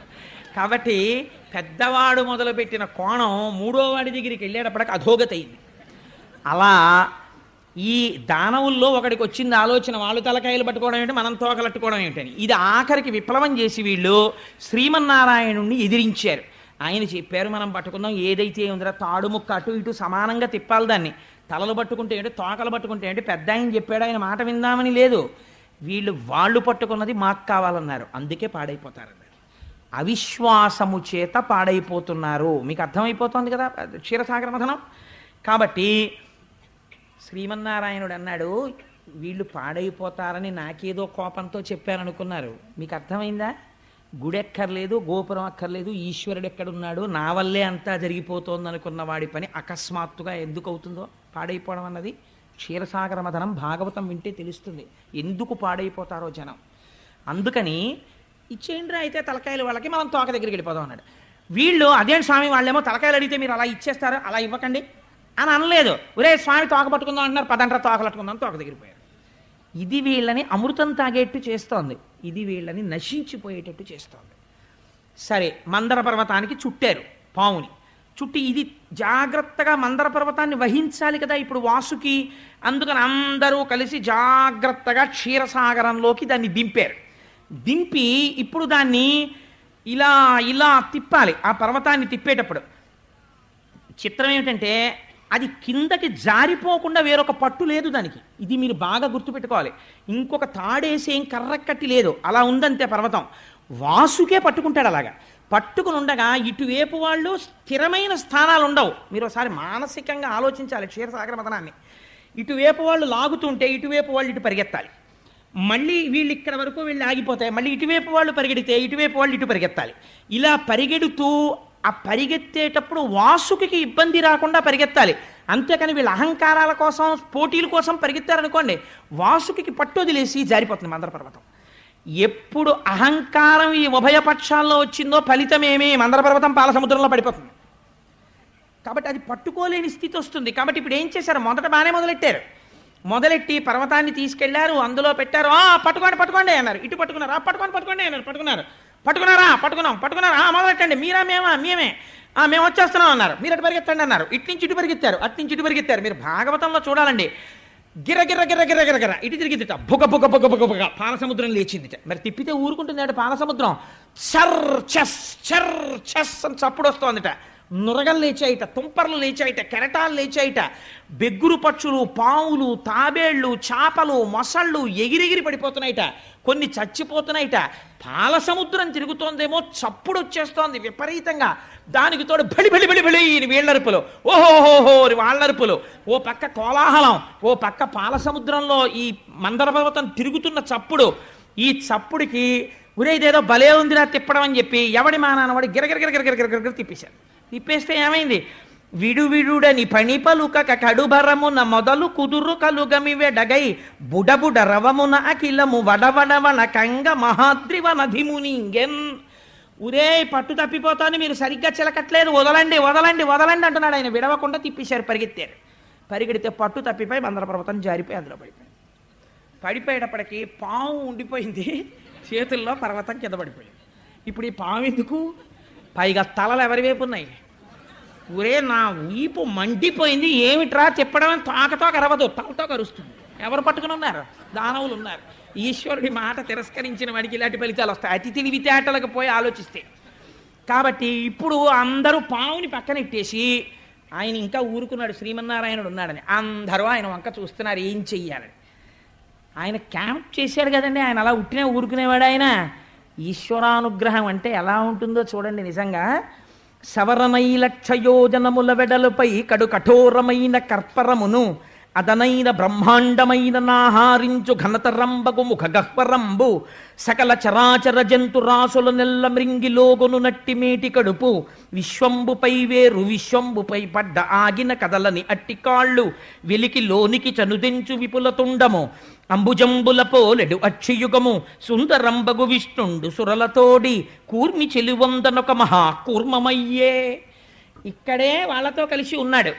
ఎవ్వరూ గమనించలేని స్థితిలో ఆది కూర్మావతారాన్ని స్వీకరించాడు. కొన్ని లక్షల యోజనముల వెడల్పైన పెద్ద డిప్ప, ఆ డిప్పతో పాలసముద్రం కిందకెళ్ళి ఇంతమంది కదలలేని మందర పర్వతాన్ని తన వీపు మీద పెట్టుకున్నాడు. పెట్టుకుని ఆ ముందుకి వచ్చి ఇలా ఇలా ఆడిస్తున్నట్ట తుండాన్ని. కళ్ళు తామర పువ్వుల్లా ఉన్నాయిట. 4 కాళ్ళు కదపకుండా అలా పట్టుకుని ఉన్నాడు పాలసముద్రం కింద. ఇప్పుడు తానే ఆధారమయ్యాడు, మందరగిరి మళ్ళీ పడిపోకుండా, వీళ్ళు సరిగ్గా తిప్పలేకపోతున్నారని పట్టుకున్నాడు. పట్టుకుని ఆ ఆహారం అది నిజంగా తింటే ఈ బ్రహ్మాండములన్నింటినీ తిని జీర్ణం చేసుకోగలదు అంత కడుపు. ఎందుకని విశ్వం విష్ణుర్వచత్కారో భూత భవ్య భవత్ప్రభు భూతకృద్భూత భృద్భావో భూతాత్మా పూతభావన. ఇది విష్ణు సహస్రానికి దర్శనం అంటే. అటువంటి వాడై ఆదికూర్మమై పాలసముద్రము కింద పడుకున్నాడు. ఆయన వీపు మీద మందర పర్వతం మళ్ళీ లేచి నిలబడింది. మళ్ళీ ఎక్కడున్నాడు? మళ్ళీ ఒడ్డునున్నాడు. ఈశ్వరుడికి దుస్సాక్ష్యములు ఉండవు, అది ఈశ్వర శక్తి అన్నాడు. ఒరే అదిగో మందర పర్వతాన్ని మళ్ళీ పైకి లేచింది చూసారా, ఆదికూర్మం మీద నించుంది, కింద ఆదికూర్మం భరిస్తోంది కాబట్టి ఇప్పుడు మీకు కంగారు లేదు, మళ్ళీ చుట్టండి వాసుకుని అన్నాడు. అంటే ఆయన అన్నాడు, బాబోయ్ నాకు ఒరుసుకుపోతోంది అన్నాడు. నీకేం పర్వాలేదు, నేను రక్ష చేస్తానన్నాడు. మళ్ళీ చుట్టారు. ఇంత మందర పర్వతం వీపు మీద తిరిగిపోతుంటే ఆదికూర్మానికి బాధ పెట్టదా అంటే ఆయనకి ఎప్పటి నుంచో కొద్దిగా వీపు దురదెడుతోందంటే గోకేవాడి కోసం చూస్తున్నాడు. అందుకని మందర పర్వతం తిరిగితే ఆయన దురద తీరలేదు అన్నారు పోతన గారు. ఎంత గమ్మత్తుగా చెప్తారో చూడండి. ఆ మందర పర్వతాన్ని పెట్టి మళ్ళీ పావును చుట్టారు. మళ్ళీ వీళ్ళు తలకాయలే పట్టుకున్నారు, ఇది మూఢత్వం. తలకాయలు అట్టుకున్నారు, వాళ్ళు తోకట్టుకున్నారు. మళ్ళీ మొదలెట్టండి అన్నారు. మళ్ళీ ఇద్దరు మళ్ళీ మొదలుపెట్టారు. ఈసారి మళ్ళీ సంతోషం ఎక్కువైపోయింది. ఎందుకంటే ఇప్పుడు ఇంక టాలెంట్ ఎక్కర్లేదు, కింద ఆదికూర్మ ఉంది, మందరగిరిని తిప్పేస్తే చాలు. ఎంత సంతోషం వచ్చేసిందో. వచ్చేసి పెద్ద పెద్ద అరుపులు మొదలెట్టారు. తిప్పండి అంటే భుజాలు తరుచుకుంటున్నారు, పేర్లు చెప్పుకుంటున్నారు, బిరుదులు చెప్పుకుంటున్నారు. ఇటువైపు బలి చక్రవర్తి ఉన్నాడు, ఇటువైపు విరోచనుడు పుట్టబోతున్నాడు, మేము ప్రహ్లాదుడి వంశంలో వాళ్ళం అంటున్నారు. పేర్లు చెప్తున్నారు, పెద్ద చప్పుళ్ళు చేస్తున్నారు, అల్లర్లు చేస్తున్నారు, పరిగెడుతున్నారు. ఇటు వాళ్ళు ఇటు పరిగెడుతున్నారు, అటు వాళ్ళు అటు పరిగెడుతున్నారు. ఇటు పరుగు అటు పరుగు, ఇటు పరుగు అటు పరుగు. భూమి అదిరిపోతోంది. ఈ పాల సముద్రాన్ని చిలికేస్తుంటే మొత్తం సముద్రం అంతా పైకి లేస్తోంది, కింద పడుతున్నాయి కెరటాలు. అడుగున ఉన్నటువంటి అనేకమైనటువంటి జీవరాశులు కల్లోల పడిపోతున్నాయి. తిమింగలాలు కూడా ఆ మందరగిరి తిరుగుతున్నప్పుడు దాని అంచులు తగిలి దెబ్బలు తగిలి అటు ఇటు నోళ్లు తెరుచుకుని తిరుగుతున్నాయి. సిద్ధులు, చారణులు, యక్షులు, గంధర్వులు, కిన్నెరులు, కింపురుషులు, దేవతలు ఆకాశంలో నిలబడిపోయారు. ఏమాశ్చర్యం, వాసుకుని తాడుగా పట్టుకుని శ్రీమన్నారాయణుడు కూడా చిలుకుతున్నాడు అని ఆకాశం అంతా నిలబడి చూస్తున్నారు. ఏమిటని ఈ చప్పుడు ఎంత దూరం వచ్చిందో తెలుసా అండి? ఒక్కొక్క ఫ్యాక్టరీలో ఒక్కొక్కసారి వచ్చిన శబ్దానికి ఊరు ఊరు ఉలిక్కి పడిపోతుందే. అలా ఈ మందర పర్వతం తిరుగుతుంటే అప్పాలవెల్లి లోపల అప్పటికప్పటికి మందరాగము తిరుగన్ చప్పుడు నిండెన జాండము చప్పెడిదే మధుని చెవులు చిందరగొనియన్. ఎక్కడో సత్యలోకంలో భావసమాధిలో ఉన్నాడు చతుర్ముఖ బ్రహ్మగారు. ఈ చప్పుడు ఆయన చెవుల్లో పడి ఆయన బహిర్ముఖుడయ్యాడు. కమండలం పట్టుకుని సత్యలోకంలోంచి బయటికి వచ్చాడు. ఏమిట్రా ఈ అల్లరి, ఏమిటి చప్పుడు అన్నాడు. స్వామి ఆశ్చర్యం, పాలసముద్రం చిలుకుతున్నారు చూడండి, నారాయణుడు కూడా ఉన్నారన్నారు. ఆయన కూడా పైనుంచి కిందకి చూస్తున్నారు. పాలసముద్రం చిలుకుతుంటే హోరెత్తిపోతోంది. చిత్రం ఏమిటో తెలుసా అండి? చిలికేసేటప్పుడు ఎంత సరదాగా ఉందో. ఇంతకుముందు ఎప్పుడు చెయ్యని పని కదా, ఇలా పరిగెత్తడం అలా పరిగెత్తడం, ఈ పావట్టుకు తిప్పేస్తుండడం. కింద ఆదికూర్మ ఉంది, వీళ్ళకి తెలియట్లేదు, తిరిగేస్తోంది మందర పర్వతం. మంచి సంతోషంగా పరిగెడుతున్నారు. ఈ తిప్పడంలో ఆలోల జలధి లోపల నాలోన విడచి సురలన సురల బరపన్ గీలా కోలాహలమున హాలాహల విషము పుట్టె అవనీనాథ. ఆయన చెప్పేశాడు, హాలాహలం ముందు పుట్టుకొచ్చింది, అమృతం రాలేదు. అది ఒక్కసారి పాలసముద్రం మించి పైకి లేచింది.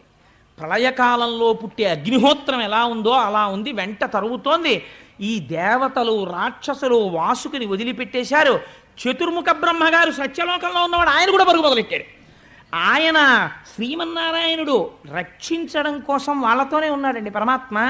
అందరూ కలిసి పరిగెత్తారు. ఎక్కడికి పరిగెత్తాలి? ఇప్పుడు ఎవరు రక్షిస్తాడు?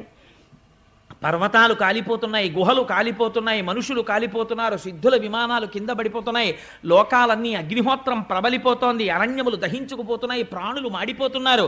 శని కైలాసముదొచ్చి శంకరుడి వాసద్వారముంజేరి ఈశుని దవ్వారికు లడ్డుపడ్డ తలమంచుందొచ్చి కుయ్యో మొర్రో విను మాలింపుము చిత్తగింపుము దయన్ వీక్షింపు మంచంబుజానన ముఖ్యల్కని రక్తరక్షణ కళ సంరంభునిన్ శంభునిన్ అంటారు పోతన గారు.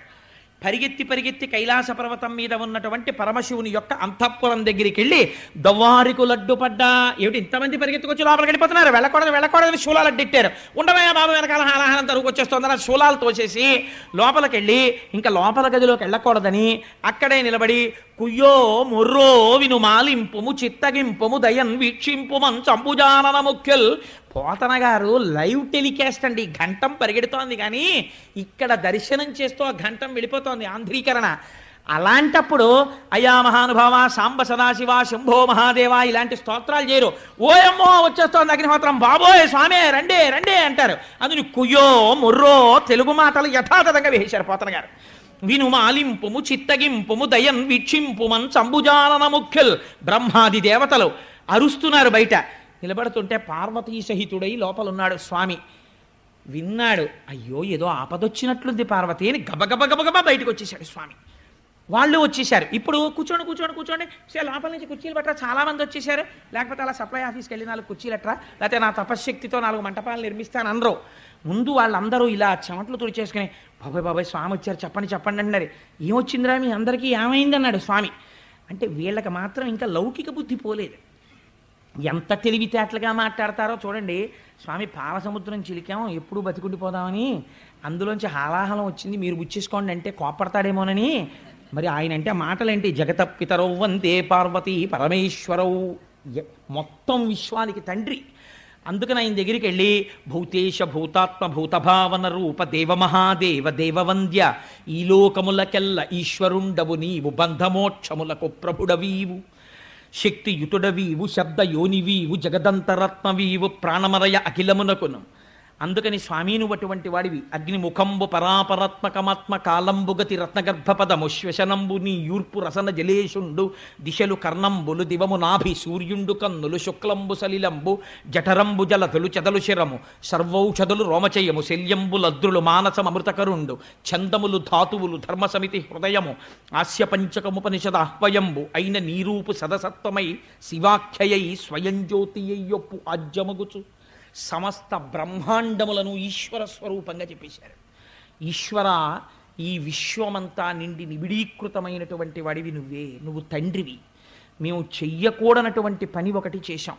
భుజశక్తిన్, ఒంటికి తీట ఉంది కదా అని ఎవరిని ముందు ప్రార్థన చేసి మొదలు పెట్టాలో, ఇంట్లో ఏదైనా ఒక మంచి కార్యం చేస్తుంటే ఒక సంప్రదాయం ఉంటుంది. ముందు తన తల్లిదండ్రులకు నమస్కారం చేసి అందుకే బట్టలు పెట్టి పీటల మీద కూర్చుంటారు.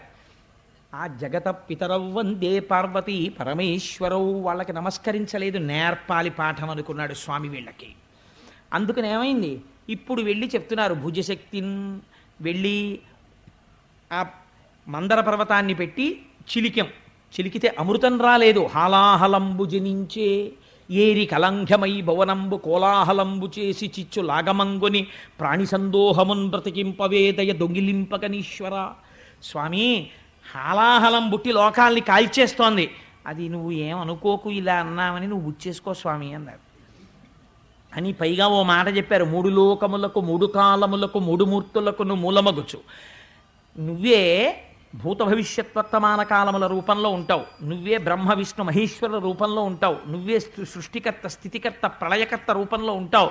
అందుకని 3ంటికి ఆధారమైనటువంటి మూలపురుషుడు కనుక ఈశ్వర నువ్వు పుచ్చేసుకో. లంపటము నివారింపను సంపద కృప చేయ జయము సంపాదింపన్ చంపెడి వారి వధింపను సొంపారగ నీకె చెల్లు సోమార్థధరా. ఈశ్వర లంపటము నివారింపను. జ్ఞానం కలగాలంటే మనంత మనకి కలదు, శివానుగ్రహం ఉండాలి, ఉంటేనే లంపటం తొలగుతుంది. లంపటము నివారింపను సంపద కృప చేయ. జ్ఞానం ఇస్తాడు కాబట్టి ఐశ్వర్యం ఇవ్వడనుకుంటారు చాలామంది. ఐశ్వర్యమునకు అసలైనటువంటి స్థానమేది? మీకు నేను ఒక పరమ యథార్థం చెప్పనండి. శివపూజ. లక్ష్మీ కటాక్షం ఎక్కడి నుంచి వస్తుందంటే శివపూజలోంచే వస్తుంది. మారేడు దళాన్ని శివలింగం మీద పడితే వెనకాల ఉన్నటువంటి ఈయన శివలింగానికి తగిలిందా వెంటనే ఐశ్వర్యం వచ్చేస్తుంది. మారేడు దళం బోర్లా పడిందా జ్ఞానం వస్తుంది. రెండూ కూడా ఫలితాలని ఇచ్చేస్తాయి. అందుకే శంకరుడి దగ్గరికి వెళ్ళి మారేడు దళంతో చేసేటప్పుడు కొన్ని నామాలు చెప్తారు. ఓం నిధనపతయే నమః, ఓం నిధనపతాంతికాయ నమః, ఓం ఊర్ధ్వాయ నమః, ఓం ఊర్ధ్వలింగాయ నమః, ఓం హిరణ్యాయ నమః, ఓం హిరణ్యలింగాయ నమః, ఓం దివ్యాయ నమః, ఓం దివ్యలింగాయ నమః అంటూ ఆ దళాలు వేస్తారు. త్రిదళం త్రిగుణాకారం త్రినేత్రం చిత్రయాయుధం త్రిజన్మ పాప సంహారం ఏకబిల్వం శివార్పణం అంటూను. అందుకని వాళ్ళు ఇప్పుడు మారేడు దళాలతో పూజ చేసేస్తున్నారు మూడెంకి గురించి చెప్తూ. అందుకని మూడు మూర్తులకును మూడు లోకములకు మూడు కాలములకు మూలమగుచు భేదమగుచు తుదిక భేదమయ్యొప్పారు బ్రహ్మమనగ నీవే పాలనయన. నీ అనుగ్రహం లేనంత కాలం మనిషి ఎంతసేపు నేను విష్ణు భక్తుండని శివుణ్ణి ద్వేషించడమో, శివభక్తుండని విష్ణువుని ద్వేషించడమో చేస్తాడు. ఎప్పుడు శివానుగ్రహం కలుగుతుందో అప్పుడు ఉన్నవి మూడు లేవు, ఒక్కటే ఉంది, మూడుగా కనపడుతోందని జ్ఞానం వస్తుంది. అందుకని పాలనయన, మూడవ కన్నున్నవాడా నువ్వు ఆ జ్ఞానం ఇవ్వాలి. ఈశ్వర నువ్వు మాత్రమే మమ్మల్ని రక్షించాలి, ఈ హాలాహలాన్ని నువ్వు పుచ్చుకో అన్నారు. అందుకని శంకరుణ్ణి లోకములకు తండ్రి అని పిలిచారు. తండ్రికి ఒక లక్షణం ఉంటుంది. కొడుకు ఐశ్వర్యం ఉన్నప్పుడు తండ్రి గుర్తు రాకపోవచ్చు కొడుక్కి, కానీ తండ్రికి కొడుకు ఎప్పుడు జ్ఞాపకం ఉంటాడో తెలుసా అండి? కొడుకు సుఖపడితే తండ్రి తాను సుఖపడకపోయినా ఆనందిస్తాడు. వాడు ఏసీలో ఉన్నాడు, వాడు కారులో ఉన్నాడు, వాడు సంతోషంగా ఉన్నాడు, వాడు ఆరోగ్యంగా ఉన్నాడంటే ఇక్కడ తండ్రి ఓ పెంకుటింట్లో ఉన్నా, ఓ డాబా ఇంట్లో ఉన్నా, పోన్లే నా కొడుకులు సుఖంగా ఉన్నారు, నా కోడళ్ళు సుఖంగా ఉన్నారు, నా కూతుళ్ళు సుఖంగా ఉన్నారు, అల్లుళ్ళు సుఖంగా ఉన్నారు అంటాడు. కొడుక్కి ఆపదొచ్చి తనకి ఆరోగ్యంగా ఉన్నా సరే వెంటనే కళ్ళంబట నీళ్లు పెట్టుకుని నా కొడుక్కి అయ్యో ఆపదొచ్చిందని ఒక్కనాడు తన దగ్గరికి రాని వాడి దగ్గరికి తాను పరిగెడతాడు. తండ్రికి ఈ లక్షణం ఉంటుంది, కొడుకు సంతోషంగా ఉండాలని కోరుకుంటాడు. ఇది తండ్రి అయినటువంటి శంకరుడు ఎందు చూపిస్తున్నారు పోతన గారు. ఎవరికీ అక్కర్లేని హలాహలాన్ని శంకరుడు గుచ్చుకుంటే మరి ఆయనకి రాదండి ప్రమాదం. ఇప్పుడు ఆయనకి ప్రమాదం వస్తే బాధపడే వాళ్ళు ప్రపంచం మొత్తం మీద ఎవరు కనపడుతున్నారు చెప్పండి నాకు? ఒక్క పార్వతీదేవే కనపడుతోంది. మిగిలిన వాళ్ళందరూ అయ్యా మీరు బుచ్చేసుకోండి, మీరు బుచ్చేసుకోండి, మీరు బుచ్చేసుకోండి అనేవాళ్ళే. నాన్నగారు మీరు విఆర్ఎస్ పెట్టేసేయండి, నాన్నగారు మీరు ఎలాగో అలా విఆర్ఎస్ పెట్టేస్తే కొంత వస్తుంది కదా, డబ్బులు పట్టుకుని నేను అమెరికా వెళ్ళిపోతాను, అమెరికా వెళ్ళిపోయి సెటిల్ అయిపోయిన తర్వాత నెలకి 3 లక్షలు వచ్చేస్తుంది నాకు, ఒక్క 5 ఏళ్ళు చేశానా నాన్నగారండి మీకు పాలరాతి భవనం కట్టేస్తాను, 5 కార్లు కొంటానంటాడు. ఎవరు నమ్మాడు? తండ్రిని కొడుకులును కోడళ్ళు ఇలా అడుగుతుంటే అమ్మో ఈయన వృద్ధాప్యం ఎలా విడుతుందో ఏమిటో అని బెంగ పెట్టుకుని ఇది వింటూ ఉండేది భార్య ఒక్కతే. ఈ నిర్ణయం చెప్పేటప్పుడు ఆయన మాత్రం ఆవిడ దగ్గరికి వెళ్ళి ఏమే ఇలా అడుగుతున్నారు చైనా అన్న మాట అడుగుతాడు ఆవిడ్ని. లోకమంతా ఒకలా ఉన్నా తన భార్యతో భర్త ఎలా ఉండాలో, ఎలా ఉంటే తల్లిదండ్రులు అనిపించుకుంటారో చూపిస్తున్నారు పోతన గారు. నేనండే మా ఆవిడికేం చెప్పను, నేనే చేస్తాను అన్నీని అన్నవాడు ధూర్తుడు. భార్యకి చెప్పాలి, అది గౌరవం. నీ జీవిత భాగస్వామి, నీ ఆత్మ, నీ ఊపిరి. తెలిసి తెలియని వాళ్ళు మగవాడు ఏదో గొప్పవాడైపోయాడు, ఆడది తక్కువైపోయింది అంటారు, కానీ ధర్మశాస్త్రాలు ఎక్కడ అలా మాట్లాడలేదు. ఎక్కడ మాట్లాడినా భార్యకి పెద్దపీట వేసి మాట్లాడాయి. ఆయన ఎవరికి చెప్పాడో తెలుసా అండి? వీళ్ళందరూ వచ్చి ఆయన అడిగితే సరే అబ్బాయి నేను ఆలోచిస్తాను, మరి అది కొంచెం వేడిగా ఉంటుందా, తాగితే ఏమైనా ప్రమాదం వస్తే మీరు ఏమైనా చేసి పెడతారా, అప్పుడు ఇంద్రుడికి అశ్వమేధ యాగం చేసినట్టు మళ్ళీ నాకు ఏమైనా చేస్తారా, మీతో పాటు అశ్విని దేవతలు వచ్చారా, గబుక్కుని ఇమీడియట్ సర్జన్ ఉన్నాడా, ఇవన్నీ ఆయన ఏం అడగలేదు. ఆయన ఎవరితో మాట్లాడో తెలుసండి? పార్వతీదేవి దగ్గరికి వెళ్ళాడు. వెడితే అమ్మవారు చిరునవ్వులు చిందిస్తూ తాంబూలం వేసుకుని కూర్చుంటుంది. ఇంట్లో ఉన్నటువంటి స్త్రీ గృహిణి మధ్యాహ్నం భర్త భోజనం అయిపోయిన తర్వాత తాంబూలం వేసుకు కూర్చుంటే ఆ ఇంటికి ఐశ్వర్యం, సంతానాభివృద్ధి, మహాపతివ్రత లక్షణం. అందుకే పూర్వం అమ్మవారికి తాంబూలం పెట్టి మధ్యాహ్నం అయిన తర్వాత ఆ తాంబూలం తీసుకుని ఆడవాళ్ళు తాంబూలం వేసుకుని తాంబూల చర్వణంతో ఉండేవారు. సరే, ఇప్పుడు నేను ఆ తాంబూలం గురించి చెప్పమంటే మహా సంతోషం, అది వేరే విషయం. నేను ఇప్పుడు దాని జోలికి వెళ్ళను అనుకోండి, ఎందుకు వచ్చిన గొడవ, క్షీరసాగర మథనం చెప్పుకుంటే చాలు. అందుకని చెప్పి అమ్మవారు తాంబూలం వేసుకుని ఎంతో సంతోషంగా ఉంటే శంకరుడు ఆవిడ వంక చూసి అన్నాడు, కంటే జగముల దుఃఖము వింటే జల జనిత విషపు వేడిమి ప్రభువయ్యుంటకు ఆర్తుల ఆపద గెంటించుట దాన ఫలము దానం కీర్తి మృగాక్షి. ఈ ఘట్టం విన్నటువంటి వాళ్ళకి కొన్ని కోట్ల జన్మల వరకు ఐదోతనం తరిగిపోకుండా కాపాడుతుంది. తెలుసా అండి? అంత గొప్ప ఘట్టం. ఎందుకంటే అమ్మవారి మంగళసూత్రం గురించి వస్తుంది ఇప్పుడు ఈ ఘట్టంలో. అందుచేతనే ఈ ఘట్టాన్ని తేలికగా దాటకుండా పద్యాలు చెప్పే ప్రయత్నం చేస్తున్నాను. కంటే జగముల దుఃఖము వింటే జల జనిత విషపు వేడిమి. చూసావా, నీళ్లలోంచి వేడి పుట్టింది పార్వతి. పిల్లలందరూ ఏడుస్తున్నారు పాపం. ప్రభువయ్యుంటకు ఆర్తల ఆపద గెంటించుట దాన ఫలము దానం కీర్తి మృగాక్షి. ప్రభు అన్నవాడు ఏం చెయ్యాలి? బిడ్డలకి కష్టం వస్తే ఆదుకోవాలి. తండ్రిని నేనుండి ప్రయోజనం ఏమిటి? పిల్లలకు ఆపద వచ్చినప్పుడు రక్షించకపోతే. అందుకని వాళ్ళని రక్షించాలనుకుంటున్నాను పార్వతి. అంటే ఏమిటి దాని ఉద్దేశ్యం? హాలాహలం ముచ్చేసుకుంటానని.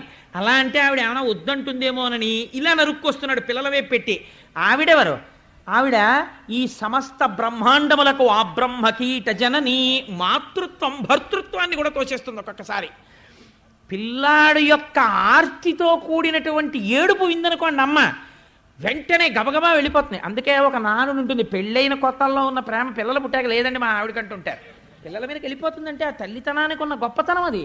అందుకని అమ్మతనాన్ని ఆవిడలోంచి ఉద్భుతం చేస్తున్నాడు శంకరుడు. ఎటువంటి మహాత్యాగండి నా స్వామి. అందుకని అమ్మతో అంటాడు, నువ్వు జగజ్జననివి, పిల్లలు ఏడుస్తున్నారు, తండ్రిని నేను పుచ్చుకోవద్దు పార్వతి, అందుకని పుచ్చేసుకుందాం అనుకుంటున్నాను. పుట్టింటి వైపు నుంచి నరుక్కొచ్చాడు. హరిమది ఆనందించిన హరినాక్షి జగంబులెల్ల ఆనందించున్ హరియును జగములు మెచ్చక కరళము వారించు టొప్పు కమలదలాక్షి.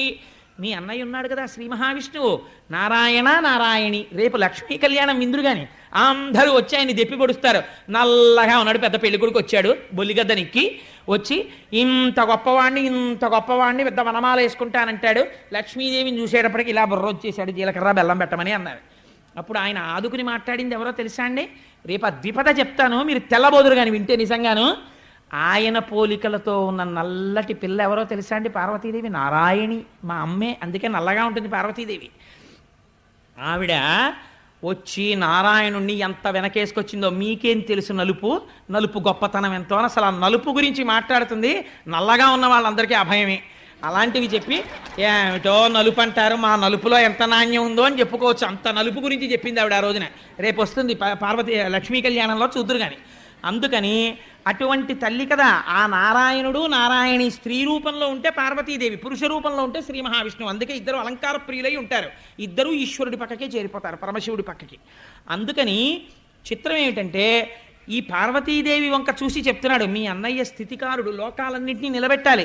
లోకాలకు ఇబ్బంది వచ్చింది, మీ అన్నయ్య కూడా వచ్చాడు. బావమరిది బతకగోరుతాడు, బావమరిది వచ్చినప్పుడు పెద్ద అతిథి. మరి నేను ఆయన్ని సంతోషపెట్టద్దు, ఇవాళ నేను ఆయనకు ఉపకారం చేయదు, మీ అన్నయ్య ఏమైనా అనుకోడు, నా వెళ్ళ అలా అవుతుందో అంటే. అందుకని నేను చేసేస్తాను. వాళ్ళది ఎంత పవిత్రమైన అనుబంధం అండి. ఈ శివకేశవుల మధ్య భేదాలు చెప్పే వాళ్ళకి నోళ్ళు ఎలా వస్తాయో నాకు అర్థం కాదు, ఏ పురాణంలో లేనిది. అందుకని హరిమది ఆనందించిన హరినాక్షి జగంబులెల్ల ఆనందించున్ హరియును జగములు మెచ్చక గరళము వారించు టొప్పు కమలదలాక్షి. భక్షింతు హాలాహలమును రక్షింతును ప్రాణికోట్లు మధుర. నేను తినేటప్పుడు ఎలా తింటానో తెలుసా? రక్షింతు ప్రాణికోట్లను భక్షింతును హాలాహలము మధుర పలరసము క్రియన్. వీక్షింపుము నేవు నేడు అని నేను ఇప్పుడు ఒక చిన్న ద్రాక్ష పండు తినేసినట్టు తినేస్తాను పార్వతి ఈ హాలాహలాన్ని. దానివల్ల నాకేమైనా ఇబ్బంది వస్తుంది అనుకుంటున్నావేమో, ఏం భయం లేదు, నువ్వు అలా చూస్తుండు. ఎలా తింటానో తెలుసా? తినేటప్పుడు పండు నోట్లో పడేసుకున్నట్టు పడేసుకుంటాను. రక్షింతు ప్రాణికోట్లను, ఈ ప్రాణికోట్లన్నింటినీ రక్షిస్తాను. ఇదొక దివ్యమైన లీల, నా లీల. ఈ లీల చూసి మనసులో అనుభవించిన వాడికి రక్షణ. అందుకని నాకు ఇప్పుడు కొత్త బిరుదునామం వస్తుంది. నువ్వేం చేస్తావో తెలుసా? హాయిగా అలా కూర్చుని వీక్షింపుము నీవు నేడు వికచాబ్జముఖి. ఇంత మాత్రం బెంగెట్టుకోక మా ఆయనకి ఏమవుతుందోనని అని చక్కగా సంతోషంగా అలా చూడు, నేను ఎలా తినేస్తానో చూద్దుగలిగి అన్నాడు. అంటే ఆవిడంది, సరే మీకు ఎలా ఇష్టమైతే అలా చేయండి, భార్యలు సాధారణంగా ఓ మాట అంటుంటారు, వాళ్ళకి కొంచెం ఇష్టం లేని పని ఏమో అనుకున్న దాన్ని చేయడానికి నేను పెద్ద పునాది వేస్తాడు.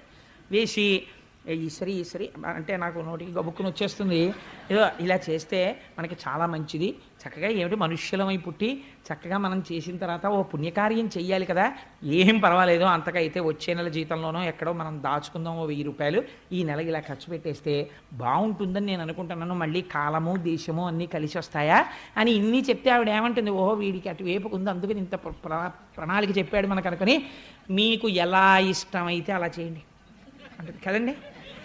అలాగే అంది పార్వతీదేవి, మీకు ఎలా ఇష్టమైతే అలా చేయండి అంటే కళ్ళు తిరిగి కింద పడిపోయినవాడు పరీక్షిత్. ఏమయ్యా లోకమంతా హలాహలం పుచ్చుకోమంది, ఎంత మంచం మీద ఉన్న మొగుడైనా పెళ్ళం ఏమంటుంది, నా పసుపు కుంకాలు నిలబడితే చాలంటుంది, కానీ ఆయనకో 4 మాత్రలు వేసి లాగే అవతల పారేద్దరు అందు కదా. అలాంటిది ఆయన థమ్సప్ పుచ్చుకుంటున్నాడా, కోకోకోలా పుచ్చుకుంటున్నాడా, హలాహలం పుచ్చుకుంటున్నాడు. ఆవిడ చూస్తే లోకములకంతటికీ పెద్ద ఇల్లాలు, పెద్దింటమ్మ అని పేరు, పసుపు కుంకాలకి సంబంధించిన విషయం, భర్తని హాలాహలం పుచ్చుకోమని ఎలా ఒప్పుకుందయ్యా పార్వతీదేవి అన్నాడు. అంటే పోతన గారు, వ్యాస భగవానుడు వీళ్ళందరూ పరవశించి చెప్పుకున్న పద్యం మీకు చెప్పాను కదా. పోతన గారు ఏదైనా గొప్పది చెప్పవలసి వస్తే చిన్న పద్యంలో చెప్తారు. పోతన గారు అన్నారు, పార్వతీదేవి శంకరుణ్ణి హాలాహలం పుచ్చేసుకో అని ఎందుకు అనగలిగిందో తెలుసా? మృంగెడివాడు విభుండని మృంగెడిది యుగరళ మనియు మేలని ప్రజకున్ మింగమని సర్వమంగళ మంగళ సూత్రము నెంతమది నమ్మినదో. ఆవిడ శంకరుడు విషం తాగుతున్నాడని తెలుసు, విషం తాగితే ప్రమాదమని తెలుసు, తాగుతున్నవాడు తన భర్తని తెలుసు, అయినా తాగమంది. ఎందుకంతో తెలుసా? ఆవిడ సర్వమంగళ, ఆవిడ సర్వమంగళయ్యి ఆవిడ మెడలో మంగళసూత్రం ఉండగా శంకరుడికి ఇబ్బంది ఎందుకు వస్తుందయా? తాగేయమంది. తన మెడలో ఉన్న మంగళసూత్రమును సర్వమంగళ అన్న దేవత ఉన్నది. అందుకే స్త్రీ నిద్రలేస్తే పక్కన ఉన్న భర్త పాదములకు నమస్కరించరు, లేవగానే ముంద తాళిబొట్టు తీసి నమస్కరిస్తారు. అలా నమస్కరించగలిగినటువంటి స్త్రీల వలన ఈ దేశానికి ప్రపంచవ్యాప్తంగా గౌరవం వచ్చింది. లేకపోతే ఎక్కడుందండి ఇటువంటి స్త్రీ జాతి వేరొక దేశంలో? ఇవాళ కలిసి ఉంటే కలిసి ఉండడం, పప్పు మాడిపోయిందంటే విడాకులు ఇచ్చి వెళ్ళిపోవడమే. కానీ ఎంత ధూర్తుడైనా లేవగానే ఇలా కళ్ళకద్దుకొని అమ్మా సర్వమంగళ, నన్ను కొట్టిన గాడిద కొడుకు కూడా ఇలాగే బతికుండాలని కోరుతుంది ఆ స్త్రీ. ఇది స్త్రీ జాతి ఔన్నత్యం ఈ దేశంలో. దీని గురించి తక్కువ చేసి మాట్లాడడం ఎప్పుడూ చేయలేదు పురాణాల్లో. కాబట్టి మంగళసూత్రము నెంతమది నమ్మినదో, శంకరుడి జీవనమునకు హేతువు పార్వతీదేవి మెడలో మంగళసూత్రం అని తీర్పిచ్చారు పోతన గారు. మా శంకరాచార్య స్వామి అయితే సౌందర్యలహరిలో ఇంకో అడుగు ముందుకేసి సుధామప్యాస్వాద్య ప్రతిభయజరా మృత్యుహరిణీం విపద్యంతే విశ్వే విదిశతమఖముఖాద్యాది విశదః కరాళం యక్షేళం కబలతవ తక్కాల కలనా నశంభోస్తన్మూలం తవ జనని తాటంక మహిమా అన్నారు. అమ్మా ఆనాడు శంకరుడు ఏమిటో వెళ్ళాడు హాలాహలం మింగేశాడని తెలియక వీళ్ళందరూ చెప్పుకుంటారు, ఆయన గొప్పే ఉందమ్మా, అలా మింగేశాడంటే కారణం నీ చెవులకు పెట్టుకున్న తాటంకాలమ్మా అన్నారు. ఆడదాని సౌభాగ్య వస్తువుల్లో చెవులకు పెట్టుకునేటటువంటి ఆభరణాలు ఒకటి. ఎట్టి పరిస్థితులలో భర్తకి చెవికి ఆభరణం లేకుండా కనపడకూడదు స్త్రీ. ఏ కారణం చేతనైనా తాటంకములను తీయవలసి వస్తే ఏవి పడితే అవి చెవిలో పెట్టుకుని ఉండడానికి వీలు లేదు. అది గండకాలమైతే భర్తకి తీసుకొచ్చేస్తుంది మృత్యువుని. ఏవి పెట్టుకోవాలి? 4 తాటాకులు తెప్పించుకుని చీల్చుకుని, అందుకే అమ్మవారికి సౌభాగ్యద ఇని అని పేరు. ప్రపంచంలో 8 ఉన్నాయి సౌభాగ్య వస్తువులు. వీటిని కాలితో తంతే లక్ష్మీదేవి వెళ్ళిపోతుంది. అందులో ఉప్పు ఒకటి. అందుకే ఉప్పొద్దు అని కానీ ఉప్పు తగ్గిందని కానీ భోజనం దగ్గర అనరు. భోజనం అయిపోయిన తర్వాత చెప్తారు ఉప్పు తగ్గిందని. అందుకే ఉప్పు తగ్గిందని ఉప్పు లేదని అనకూడదు కాబట్టి ఉప్పు చివర వేసి వదిలేస్తారు. తప్పించి ఉప్పు అంత మంగళ వస్తువు తెలుసా అండి. అందుచేత ఉప్పు, పెరుగు, అనుములు, తాటి చెట్టు ఇలా కొన్ని ఉన్నాయి. ఆ తాటాకు యందు అమ్మవారి తత్వం ఉంటుంది, సౌభాగ్య వస్తువు. అందుకే తాటంక మహిమ అంటారు. అసలు అప్పుడప్పుడు చెవులో తాటాకు పెట్టుకుంటూ ఉండాలి. పూర్వం తాటాకే పెట్టుకునేవారట, అందుకే తాటంక మహిమ అంటారు. తాళి అన్నది కూడా తాళ. పూర్వం తాటాకు కట్టించేవారు మంగళసూత్రంలో. నాకు అప్పుడప్పుడు కోరిక అనిపిస్తూ ఉంటుంది, ఉన్నది ఒక్కతే కూతురు కదా కొడుకును, అందుకని నా కూతురు పెళ్లికి వీలైతే మగపెళ్లి వారు అంగీకరిస్తే మంగళసూత్రంలో తాటాకు కూడా కట్టిద్దాం అనుకుంటుంటాను. తవజని తాళ కదా, అది కదా సౌభాగ్య వస్తువు అని. అందుచేత ఆ తాటి ఆకు ముక్క చెవిలో పెట్టుకుని ఆభరణాన్ని తీయాలి తప్ప అలా ఎప్పుడు పడితే అప్పుడు చెవికి ఉన్న ఆభరణం తీయకూడదు. ఒకవేళ తీసినా భర్తకి కనపడకూడదు. ఆ చెవికి ఆభరణాలు లేనప్పుడు చెప్పాలి, ఏమంటే మీరు కాసేపు నన్ను చూడకూడదు అని చెప్పాలి. చెప్పి మళ్ళీ ఆభరణం కడుక్కుని మళ్ళీ పెట్టుకున్నాక భర్తని చూడాలి. ఈలోగా గబుక్కుని ఎవరైనా చూస్తారేమో అని తాటాకు పెట్టుకుని ఉండాలి. చెవి ఆభరణానికి మన ధర్మశాస్త్రంలో అంత గొప్ప స్థానం ఉంది. అది భర్త ప్రాణాల్ని నిలబెడుతుంది చెవితాటంకం. సరే, అందుచేత అమ్మా మంగళసూత్రము నెంతమది నమ్మినదో, ఆ తల్లి మంగళసూత్ర మహాత్యమయ్యా. తన చుట్టుంచుర సంఘముల్ జయ జయద్ధానంబులన్ బొబ్బిడన్ ఘనగంభీరవంబుతో శివుడు లోకద్రోహి హుంపోకు రమ్మని కింగేల తమల్చి కూర్చి కడిగానంకించి జంబూపలంబున సర్వంకచమున్ మహావిషము నాహారించి హేలాగతిన్. దేవతలందరూ జయ జయధ్వానాలు చేస్తుంటే శంభో శంకర హరహర మహాదేవ అని అరుస్తుంటే సింహాసనం దిగి ఎదురొచ్చి ఎక్కడికి పోతావే హలాహలమా రా అని ఆయన ఎదురెళ్ళి దాన్ని పట్టుకుని చేతిలో పట్టుకుని నలిపి ఉండ చేసి నేరేడు పండంత చేసి గభాల నోట్లో పడేసుకుని మింగేశాడు. మింగేస్తే మరి ఆయనకి ఏమైపోలేదా అని అనుమానం వస్తుందేమో అని వెంటనే పోతన గారు చెప్పారు, కదలంబారవు పాప పేరు వడలన్ ఘర్మంబు జాలంబు పుట్టదు నేత్రంబులు నెర్రబారవు నిజ జూటాచంద్రుడున్ కందడున్ వదలాంభోజము వాడదావిషమును ఆహ్వానించుచో డాయుచో పదిలంబై కడిచేయుచో దిగుచుచో భక్షించుచో మృంగుచోన్. ఎదురెళ్ళినప్పుడు కానీ పట్టుకున్నప్పుడు కానీ ముద్ద చేసినప్పుడు కానీ నోట్లో పెట్టుకున్నప్పుడు కానీ మింగినప్పుడు కానీ వేడి చేసి ఓ పొక్కు పుట్టలేదు ఆయన ఒంటి మీద. ఇంత చల్లటి చంద్రుడు కందిపోలేదు. పిల్లపాములు ఆయన ఉంగరాల కింద పెట్టుకుంటాడు, చుట్టుకుంటాడు. ఓ పిల్లపాము వేడిగా ఉందని పక్కకి జారిపోలేదు. అలా నవ్వుతూ కూర్చున్నాయి. ఆయనకి ఒంటి మీద ఓ పొక్కు ఎక్కలేదు, ఓ వేడి చేయలేదు. అలా చల్లటి చూపులతో అలాగే ఉన్నాడు. శంకరుడి పాదములను నమ్ముకున్నవాడు కూడా హాలాహలం లాంటి కష్టం వచ్చినా అలాగే ఉంటాడు చల్లగా. నా స్వామి పాదములు పట్టి ఉన్నాడు కాబట్టి వాడికి బెంగ ఉండదు. అందుచేత కానీ హరుడు గళమునందు హాలాహలము పెట్ట కప్పు కలిగి త్వరని కడుపు నొప్పి అని సాధురక్షణం సజ్జనులకు నిన్న భూషణంబు కాదే భూవరేంద్ర అంటారు పోతన గారు. ఆయన నోట్లో పెట్టుకుని మింగుదాం అనుకున్నట్ట. ఇక్కడ దాకా వెళ్ళింది కంఠంలోకి. ఉదరము లోకంబులకును సదనంబగు టెరిగి చటుల విషాగ్నిన్ కుదురుకొనే కంఠబిలమున పదిలంబుగా నిలిపే సూక్ష్మఫలరసము క్రియన్. తీరా మింగేద్దాం అనుకుంటే అయ్యో కడుపు నిండా అధోలోకాలు ఉన్నాయి, పైన ఊర్ధ్వలోకాలు ఉన్నాయి. మింగేస్తే అధోలోకాలు కాలిపోతాయని మింగలేదుట, కక్కితే ఊర్ధ్వలోకాలు పోతాయి. పైకి వదలలేదు, కిందకి వదలలేదు. ఈ కంఠంలో పెట్టుకున్నట్టే. పెట్టుకుంటేట చాలా సంతోషించింది. ఎవరోట తెలుసా అండి? పార్వతీదేవిట. ఎందుకోట తెలుసా? భాగవతంలో లేదు కానీ నేను కలిపి చెప్తున్నాను. శంకరుడు మహాజ్ఞాని, తెల్లగా మెరిసిపోతుంటాడు. అసలు ప్రపంచంలో అందం ఎవరిదో తెలుసా అండి? శంకరుడిది. లింగ పురాణంలో చెప్తారు శివుడి అందం అంటే ఎలా ఉంటుందో. సామాన్యమైన అందం కాదైంది. అప్రాకృత శరీరం తం అతిమన్మధరూపిణం ఘృతరీతి ఘనీభూతం సచ్చిదానంద విగ్రహం. అలా ఉంటాడు ఆయన. పేరుకున్న నెయ్యిలా ఉంటాడు, అంత తెల్లగా. అటువంటి మహాత్ముడు మహాజ్ఞాని.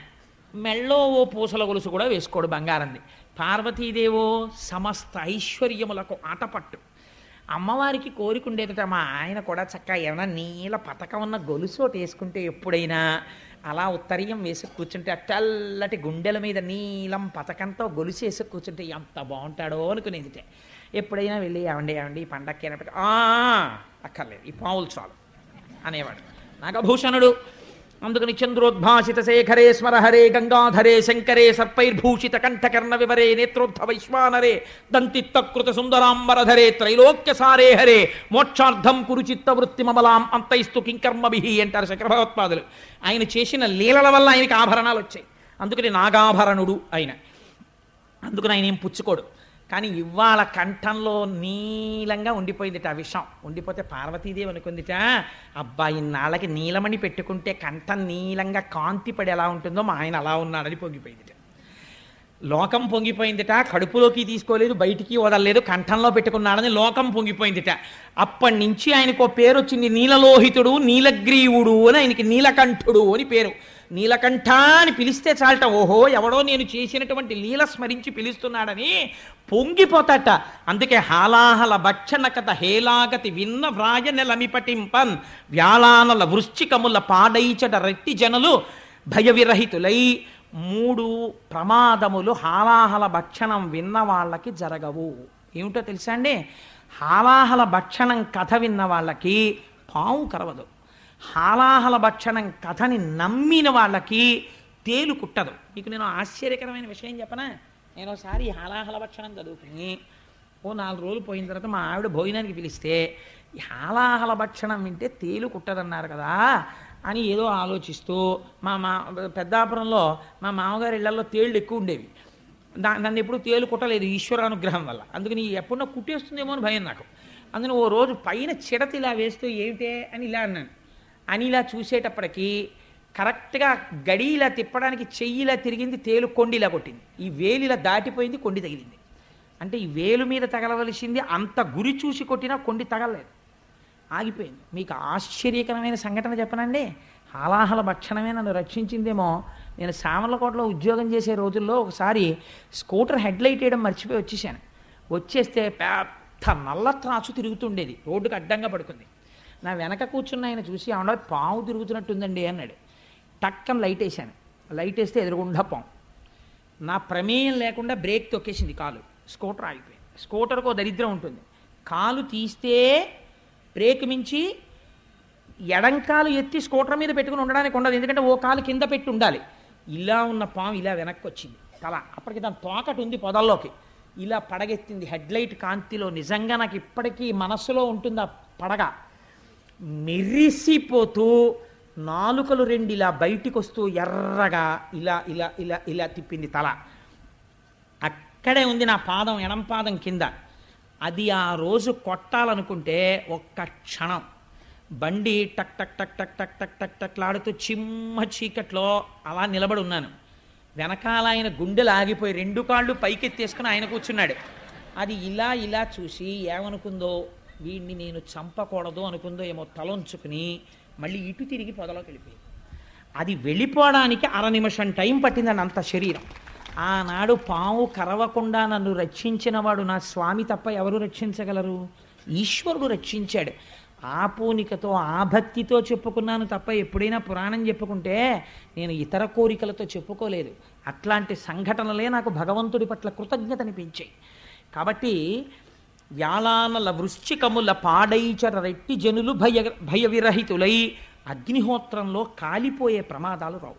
అందుకే ఎప్పుడైనా ప్రమాదాలు ముంచుకొస్తే ఒక మాట చెప్తారు, పోనీ కనీసం చదవడం రాకపోతే ఇలాంటివి హాలాహల భక్షణ కథ. అందుకే ఇలాంటి వాటిని ఏం చేస్తారో తెలుసా అండి, బాగా దీర్ఘంగా చెప్పరు. ఇది ఒక కాగితం పట్టుకుని మీకేమీ రాకపోయినా ఇక్కడ ఉన్నది ఇక్కడ రాసిస్తే చాలు. అగ్నిహోత్రం వలన ప్రమాదం వస్తోందని జాతకంలో ఉంటే ఇది రాస్తే ఏ వేలో కొద్దిగా కాలు వదిలేస్తుంది. అంతంత శక్తులు ఇటువంటి లీలలయందున్నాయి. అది క్షీరసాగర మథనంలో ఆవిష్కరించి వ్యాసభగవానుడు ఫలశ్రుతి చెప్పారు. ఆనాడు స్వామి హలాహలాన్ని పుచ్చేసుకున్నారు, దేవతలందరూ సంతోషించారు, మళ్ళీ బయలుదేరారు. ఆనందంతో మళ్ళీ పాలసముద్రం దగ్గరికి వెళ్ళిపోయారు. అమ్మయ్యా, మొత్తానికి హాలాహల భక్షణం అయిపోయింది. ఈ పుణ్యమాని పార్వతీ పరమేశ్వరులు ఇద్దరిని చూసేశాం.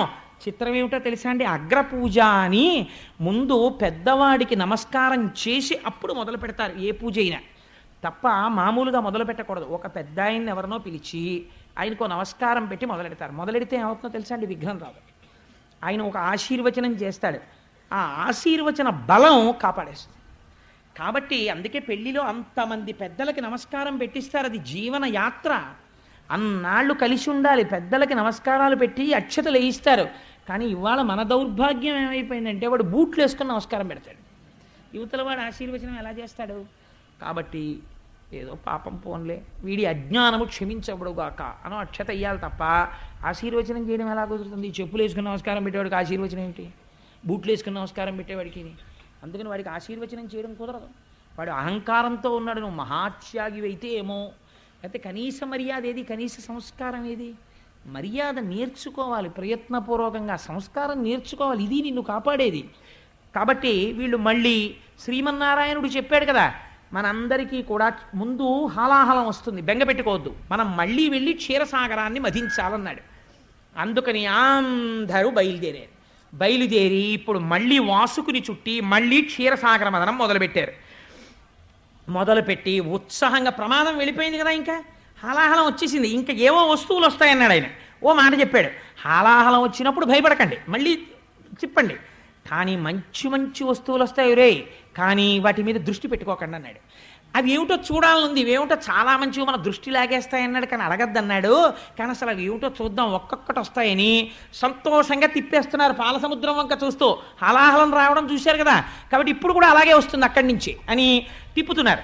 తిప్పుతుంటే ఆ ఆనంద సమయంలో అగ్నిహోత్రియనుచు ఆసురభిని దేవమునులు పుచ్చుకొని రిమునిరింగి విభుద సంఘములకు వెర్రవుతో ఆధ్వర హవులు పెట్టు కొరకు అవనినాథ. మొట్టమొదట అందులోంచి సురభి కామధేనువు పైకొచ్చింది.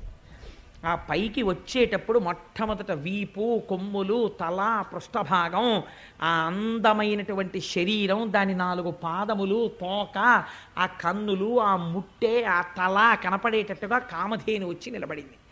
అది కామధేనువు కోరికున్న కోరికలు తీరుస్తుంది.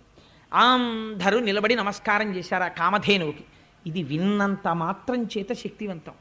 ఆ కామధేనువుకి నమస్కరిస్తే దేవమునులు అన్నారు, మహర్షులు, వీళ్ళకి లౌకికమైన కోరికలు ఉండవు, ఇంకా దాన్ని తీసుకొచ్చి పెరట్లో పెట్టేస్తమానం ఓ కప్పు కాఫీ ఇచ్చే, ఓ కప్పు టీ ఇచ్చే అంటూ ఉండరు. ఈ పాలతో మేము హవిస్సులు అర్పిస్తాం అన్నారు. ఎందుకు ఇస్తారు హవిస్సులు? లోక కళ్యాణార్థం. వాళ్ళు దేవమునులు, వాళ్ళకి కోరికలు ఉండవు, వాళ్ళు చెయ్యాలి. అందుకే బ్రాహ్మణుడికి గోదానం చేశారు అంటారు. ఎందుకో తెలుసా అండి? ఆయన ఏం చేస్తాడు? తోడెట్టుకు పెరుగు తినడం. ఆయన ఓ పట్టుకెళ్ళి శివలింగానికి అభిషేకం చేస్తాడు. చేస్తే ఏమవుతుంది? లింగం చల్లబడుతుంది. శివలింగం చల్లబడితే లోకమంతా చల్లగా ఉంటుంది. అందుకే ఆవు పాలు పట్టుకెళ్ళి అయ్యగారికి ఇవ్వండిరా కాశిని అంటుంటారు పెద్దలు. కారణం ఏమిటి? దానివల్ల లోకమునకంతటికీ మేలు చేయించినటువంటి పుణ్యంలో 6వ వంతు తన ఖాతాలో పడిపోతుంది వచ్చి. కాబట్టి తేలిక మార్గం ఏడో బ్రాహ్మడికి పట్టుకెళ్ళి ఆవు పాలు ఇచ్చి అభిషేకం చేసుకోండి అని చెప్పడమే. అందుకనే పట్టుకెళ్ళి ఆవు పాలు ఇస్తూ ఉంటారు. అదండి దాని వెనకాల ఉన్న రహస్యం. అందుకని ఇప్పుడు మొట్టమొదటి ఇది చేసిన వాడు ఎవరు? శ్రీమన్నారాయణుడు చేశాడు. ఇప్పుడు ఈ సురభిని ముందే చెప్పాడు ఆయన, ఎవరు అడక్కండి అని. వీళ్ళకేం తెలుసు, వెర్రేళ్ళు దైత్యులకి అమృతం వస్తుంది తాగుదాని లేరా అనుకున్నారు. ముందు మనం ఇది అడిగితే తర్వాత మీరు అది పుచ్చుకున్నారు కదా, ఇది ఇవ్వనంటాడేమో ఊరుకున్నారు, వాళ్ళ అదృష్టం. ఆయన విష్ణుమాయ కల్పించాడు కూడా. ఆ గోవుని చూసి స్వామి అన్నారు, దేవమునులు పుచ్చుకోండి, మీరు దీని పాలతో హవిస్సులు అర్పిస్తారు, దేవతలు సంతోషించి వర్షాలు కురుస్తాయి, అందరూ బాగుంటారు. ఒక్కడూ కోరుకునేవాడికి కామధేనువు కాదు, అందరికీ పనికొచ్చేవాడికి కామధేను ఉండాలి. అందుకని కామధేనువుని దేవమునులకి ఇవ్వండి అన్నారు. దేవమునులు పుచ్చుకున్నారు. పుచ్చుకున్న తర్వాత అప్పుడు మళ్ళీ పాల సముద్రాన్ని చిలకడం మొదలుపెట్టారు. చిలకడం మొదలుపెట్టగానే అందులోంచి ఒక తెల్లటి గుర్రం ఒకటి బయటికి వచ్చింది. దాన్ని ఉచ్చైశ్రవము అంటారు. ఈ ఉచ్చైశ్రవాన్ని చూడగానే ఇంద్రుడికి కించిత్ మమకారం పుట్టింది. గుర్రం చాలా బాగుంది అనుకున్నాడు. శ్రీమన్నారాయణుడు వెంటనే చూసి అన్నాడు, ఊరుకున్నాడు. చూశాడు కదా ఆయన చెప్పిన మాట వినాలని. బలిచక్రవర్తి అడిగాడు. దీనికి వెనకాతల రహస్యం ఏమిటో నేను చిట్ట చెప్తాను. ఆ 10 మాటలు చెప్తున్నాను ఇవాళ మీకు అనుమానం రాకుండా. ఆ ఉచ్చైశ్రవాన్ని బలిచక్రవర్తి అడిగాడు. రాక్షసులకి రాజు, నాకు కావాలని, నీకు ఇవ్వాలని నేను చూస్తున్నాను అనుకుని తీసుకో అన్నాడు స్వామి.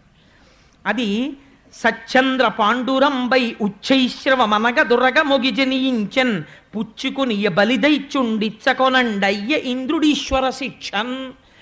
ఈశ్వరుడు వద్దన్నాడు కాబట్టి ఇంద్రుడు అడగలేదు. ఉచ్చైశ్రవాన్ని పుచ్చుకోకూడదు. ఎందుకు పుచ్చుకోకూడదు? ఈశ్వరుడు వద్దన్నాడు. ఒక కథ ఉంది, అది పుచ్చుకోకండి. ఆనాడు వాళ్ళకి కాదు, దేవతలుగా ఉండాలనుకున్న వాళ్ళందరూ ఆ గుర్రాన్ని పుచ్చుకోకూడదు. కామధేనువుని పుచ్చుకో, హవిస్సులకి వాడుకో. ఏమిటి రహస్యాలు తర్వాత చెప్తాను. అందుకని అంటే చిట్ట చివరి వరకు చాలా వస్తాయండి. ఒక్కొక్కటి చెప్తూ కూర్చుంటే పంచమి నాడు లక్ష్మీదేవిని తీసుకురావాలి. అది నా ప్రార్థన. మా తల్లి ఒక్కసారి కనపడాలి ఇవాళ. పంచమి శుక్రవారంతో కలిసి ఉంది ఇవాళ. ఇది విని లక్ష్మీదేవి రాగానే ఇంద్రుడికి దరిద్రం తొలగిపోయింది. దుర్వాస శాపం వల్ల వచ్చినటువంటి శాపం ఇక్కడ చెప్పలేదు భాగవతంలో. దేవీ భాగవతంలో చెప్పారు. ఒక గొప్ప స్తోత్రం ఉంది లక్ష్మీదేవిని ఉద్దేశించి. ఆ స్తోత్రం ఎవరు చెప్తారో వాళ్ళకి దరిద్రం తొలగుతుంది. కొన్ని కోట్ల జన్మలు అనుభవించవలసిన దరిద్రం నశిస్తుంది. ఆ స్తోత్రం ఇవాళ మన అందరం కలిసి చెయ్యాలని నా తాపత్రయం. అందుకని ఆఖరణ చెప్తానంటున్నాను ఈ తత్వం అంతా కలిపి ఒక్కసారి. ఆ తరువాత మళ్ళీ చిలకడం మొదలుపెట్టారు. ఎల్ల ఋతువులందు ఎలవారి పరువమై ఇంద్రువిరుల తోట కేపు తెచ్చి కోరువచ్చు వారి కోర్కెలు ఈడెడు వేల్పుమ్రాను పాల వెళ్ళి పుట్టే. ఒక బ్రహ్మాండమైనటువంటి కల్పవృక్షం ఒకటి వచ్చింది పాలసముద్రం నుంచి. దానికి ఆ కల్పవృక్షానికి పువ్వులు పూసున్నాయి. ఆ పువ్వులు ఎవరు పెట్టుకుంటారో వాళ్ళకి ఐదో తనం తరగదు. దాని మించి వచ్చేటటువంటి గాలి ఎవరు పీలుస్తారో వాళ్ళ ఆరోగ్యం పాడవదు. ఎవరు కల్పవృక్షం దగ్గరికి వెళ్ళి ప్రార్థనలు చేస్తారో వాళ్ళకి ఫలాల రూపంలో కోరికలు తీర్చేస్తుంది. ఇప్పుడు ఈ కల్పవృక్షాన్ని ముందు ఎవరికి ఇచ్చారో తెలుసా అండి? ఇంద్రుడికి ఇచ్చారు. ఎందుకని? ఏమడుగుతాడు ఆ కల్పవృక్షాన్ని చూసి? పోయిన లక్ష్మీ వైభవం కావాలంటాడు. వెనకాల ఏమొచ్చేయాలి? ఇప్పుడు లక్ష్మీదేవి వచ్చేయాలి. కానీ ఈ వచ్చేటటువంటి ఈ కల్పవృక్షానికి లక్ష్మీదేవికి మధ్యలో ఒకటి వస్తుంది. అది ఎంత చిత్రంగా వస్తుందో మీరు చూద్దురు. కానీ ఆ కల్పవృక్షాన్ని దేవేంద్రుడికి ఇచ్చారు. ఆయన తీసుకున్నారు. తరువాత క్రొక్కారు మెరుగుమేనుల క్రిక్కిరిసిన చన్ను గవలు గ్రిక్కిన నడుముల్ పిక్కటిలి ఉన్నతు రుములు చక్కని చూపులును దివిజ సతులకు ఒప్పెన్. పెద్ద పెద్ద కేశపాశాలు, అపారమైనటువంటి సౌందర్యమూర్తులు, అంతటి అందంతో అప్సరసలు పుట్టారు ఆ పాలసముద్రంలోంచి. ఆ అప్సరసలు దేవకాంతలై దేవనర్తకీమణులై ఉండిపోయారు. అలాగా సరే, వాళ్ళు అలా ఉన్నారు. ఉన్న తర్వాత పాలసముద్రాన్ని ఇంకా చిలకడం మొదలుపెట్టారు. ఇప్పుడు ఇంద్రుడి దరిద్రం తీరాలి. ఇంద్రుడి దరిద్రం కాదు, లక్ష్మీదేవి యొక్క ఆవిర్భావం జరగబోతోంది. అమ్మవారు క్షీరసాగర మదనంలో పుట్టినప్పుడు ఒక గమ్మత్తు చేసింది. శుక్రవారం పంచమి నాడు పుట్టింది. ఇప్పటికీ పద్మావతి అమ్మవారు కూడా శుక్రవారం పంచమి. అందుకే అమ్మవారికి ఈ మాసాలలోనే ఫిబ్రవరి మార్చిల్లోనే పాల్గొన మాసంలో ఒక గమ్మత్తు చేస్తారు. పద్మావతి తిరుచానూరులో ఏమిటో తెలుసా అండి? సుమంగళి పూజ అని ఒక పూజ ఉంది. పసుపు కుంకాలున్న ఆడవాళ్ళందరూ ఆ రోజున పసుపు తాళ్ళు, నల్లపూసలు, గాజులు, పువ్వులు, పసుపు, కుంకం పట్టుకెళ్ళి అమ్మవారికి ఇస్తారు. ఐదో తనం ఉన్న ఆడవాళ్ళందరికీ దానికి ట్రస్ట్లు ఉన్నాయి. పెద్ద పెద్ద కళ్యాణ మంటపాల్లో భోజనం పెడతారు. వాళ్ళందరితో కలిసి లక్ష్మీదేవి వచ్చి కూర్చుని భోజనం చేస్తుంది. ఇప్పటికీ ప్రతి ఏడాది ఇప్పటికీ మనకి తిరుచానూరులో జరుగుతుంటుంది ఉత్సవం.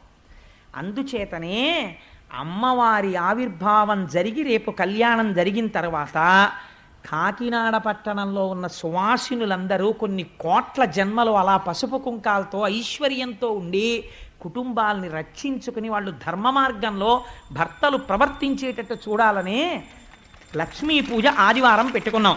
ఇప్పుడు మళ్ళీ పాలసముద్రాన్ని చిలికారు. తొలుకారు మెరుగుకై వడ్డి తళతళమని మేను మెరయ ధగధగమనుచున్ కలుముల నీడెడు చూపుల చెలువంబుల మొదలి టెంకి సిరి పుట్టెన్రుపా. అపాసటి కాంతితో తెల్లటి వస్త్రాలు కట్టుకుని పద్మాననే పద్మవూరు పద్మాక్షి పద్మ సంభవే అని ఆ పాలసముద్రంలోంచి నల్లని కన్నులతో సొగసైన చూపులు ఇలా మాతృవాత్సల్యంతో అందరి వంక చూస్తూ లక్ష్మీదేవి పాలసముద్రంలోంచి ఆవిర్భవించింది. అమ్మవారి చూపులు ఎంత దిశల వరకు పడ్డాయో అంతవరకు దరిద్రములన్నీ తొలగిపోయి అందరూ ఆనందమును పొందారు. లక్ష్మీదేవి జన్మించింది ఆనాడు పాలసముద్రం దగ్గర ఉత్సవం జరిగినట్టు జరుగుతోంది. నేను ఇక్కడ నమ్మి ఒక మాట చెప్తున్నాను. ఇవాళ ఈ ఘట్టాన్ని ఎవరు విన్నారో వాళ్ళకి కొన్ని కోట్ల జన్మలు తరమవలసిన దరిద్రం నశించిపోయింది. ఇది పరమ యథార్థం. అందుకని ఆ తల్లి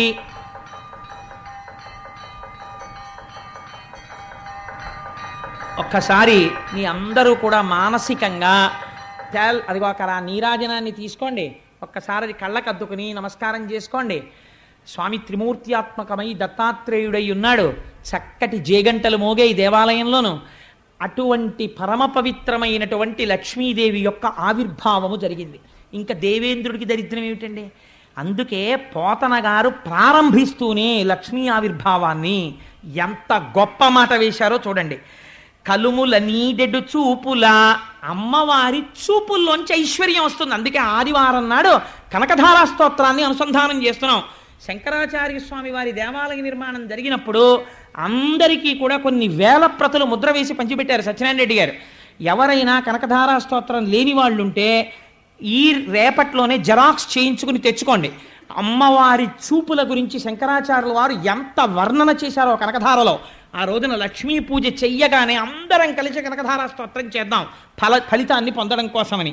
అందుకని కలుముల నీడెడు చూపుల అమ్మవారి యొక్క దృష్టిలోంచి ఐశ్వర్యం కురిసేస్తోందిట. అటువంటి చూపులు చూస్తూ అమ్మవారు మళ్ళీ పాల సముద్రము నుండి చెలువంబుల మొదలి టెంకి సిరి పుట్టెన్రుపా ఆ లక్ష్మీదేవి ఆవిర్భవించినది. ఇప్పుడు పుట్టగానే ఆ తల్లి యవ్వనంలో పుట్టి ఇంద్రుడు వెంటనే కలశస్థాపనం చేసి అమ్మవారిని ఆ దర్శనం చేసి చెప్పినటువంటి స్తోత్రం భాగవతంలో లేదు, కానీ దేవీ భాగవతంలో ఉంది. దానికి పెద్దలు ఒక మాట చెప్తారు. ఈ స్తోత్రాన్ని తెలిసి కానీ తెలియక కానీ ఎవరైనా కొన్ని రోజుల నియమం ఉంది చేస్తే వాడికి ఎంత ఐశ్వర్యం వెళ్ళిపోతుందంటే వాడు భూమండలాన్ని శాసించే చక్రవర్తిత్వానికి వెళ్ళిపోతాడు. తెలిసో తెలియకో చేసిన వాళ్ళే అటువంటి ఐశ్వర్యవంతులు అయ్యారు. పక్కన నారాయణ భక్తితో కలిస్తే భక్తితో కూడిన ఐశ్వర్యం వస్తుంది. సరే, అందుచేత అటువంటి తల్లి ఆవిర్భావాన్ని ఇవాళ మనం అందరం మనస్సులో దర్శనం చేసి తెల్లటి చీర కట్టుకుని పచ్చటి ముఖంతో బంగారు రంగుతో మెరిసిపోతూ నల్లటి జుత్తుతో కబరీబంధం నిండా చెంగల్వ పూలు, ఆ తర్వాత చక్కటి సంపంగి పూలు, మల్లెపూలు, జాజి పూలు అలంకారం చేసుకుని మెడ నిండా హారాలు వేసుకుని ఇలా చేతితో ఐశ్వర్యాన్ని కురిపిస్తూ వరదముద్ర పట్టి నీ కోరికలు తీరుస్తాను సుమా అని అందరికీ అభయం ఇస్తూ 2 పాదములు ఇలా కలిపి పద్మాసనం వేసుకుని అయ్యో బిడ్డలందరూ నా పాదాలు చూడాలనుకుంటున్నారని మన కోసమని అమ్మవారు తన కుడి పాదాన్ని కిందికి చాపి ఆ పచ్చటి పాదం, ఎర్రటి వేళ్ళు, తెల్లటి గోళ్ళు, దానికి అలంకారం చేయబడిన పసుపు, చుట్టూ ఉన్న లత్తుక, అమ్మ పాదాల మీద పూజ చేయబడిన పువ్వులు, ఆ పువ్వులకి శిరస్సు వంచి ఆ పాదపద్మములకు నమస్కరిస్తూ మనం అందరం కలిసి ఒక్కసారి దేవీ భాగవతాంతర్గతమైనటువంటి ఆనాడు ఇంద్రుడు చేసినటువంటి లక్ష్మీ స్తోత్రాన్ని చెప్తాను. అందరూ కూడా పరమ భక్తి శ్రద్ధలతో నమస్కరిస్తూ లక్ష్మీదేవిని ఉద్దేశించి ఆ ప్రార్థనా శ్లోకాన్ని చెప్పండమ్మా. నమః కమలవాసిన్యై నారాయణ్యై నమో నమః కృష్ణప్రియాయై సతతం. నీటిలో ఉండేటటువంటి కప్పలు పాలసముద్రంలోంచి పైకి లేచాయి అన్నారు క్షీరసాగర మథనంలో, ఇందాక చెప్పాను కదా. అందుకని ఇవాళ కప్ప రూపంలో వచ్చి శ్రీమన్నారాయణుడు వేదిక ముందుకొచ్చి మరీ దర్శనమిస్తున్నాడు. చూడండి, క్షీరసాగర మథనం అవగానే నాకైతే ఆయన నోరు ఇలా ఇలా ఇలా ఇలా అనడంలో ఆదికూర్మం ఆ రోజున ఇలాగే కూర్చుంది సుమా అని చెప్పడానికి వచ్చాడా అన్నట్టుగా మహానుభావుడు ఇవాళ నారాయణుడే వచ్చాడు అమ్మవారి స్తోత్రం చేసేటప్పటికీ. ఒరే, నేను మీ అందరికీ ప్రత్యక్ష దర్శనం ఇస్తున్నాను, క్యాంప్ చేశాడన్నావు కదా, ఇదిగో మీకు దర్శనం ఇస్తున్నానని కనబడ్డాడు. కానీ ఉపన్యాసం అయిన తర్వాత ఆయన మీద పడిపోయి నమస్కారాలు చేసేయకండి, ఆయనకి ఇబ్బందిగా ఉంటుంది. చల్లనివాడు కదా, మీకు చెప్పాను కదా, ఎన్ని కష్టాలున్నవాడు ఆయన్ని పుట్టుకుంటే చల్లగా ఉంటుందండి. కప్ప చల్లగా ఉంటుందండి. కప్ప రూపంలో వచ్చాడు, నీళ్లలో ఉండగలడు, భూమి మీద ఉండగలడు, ఉభయచరంగా వచ్చాడు.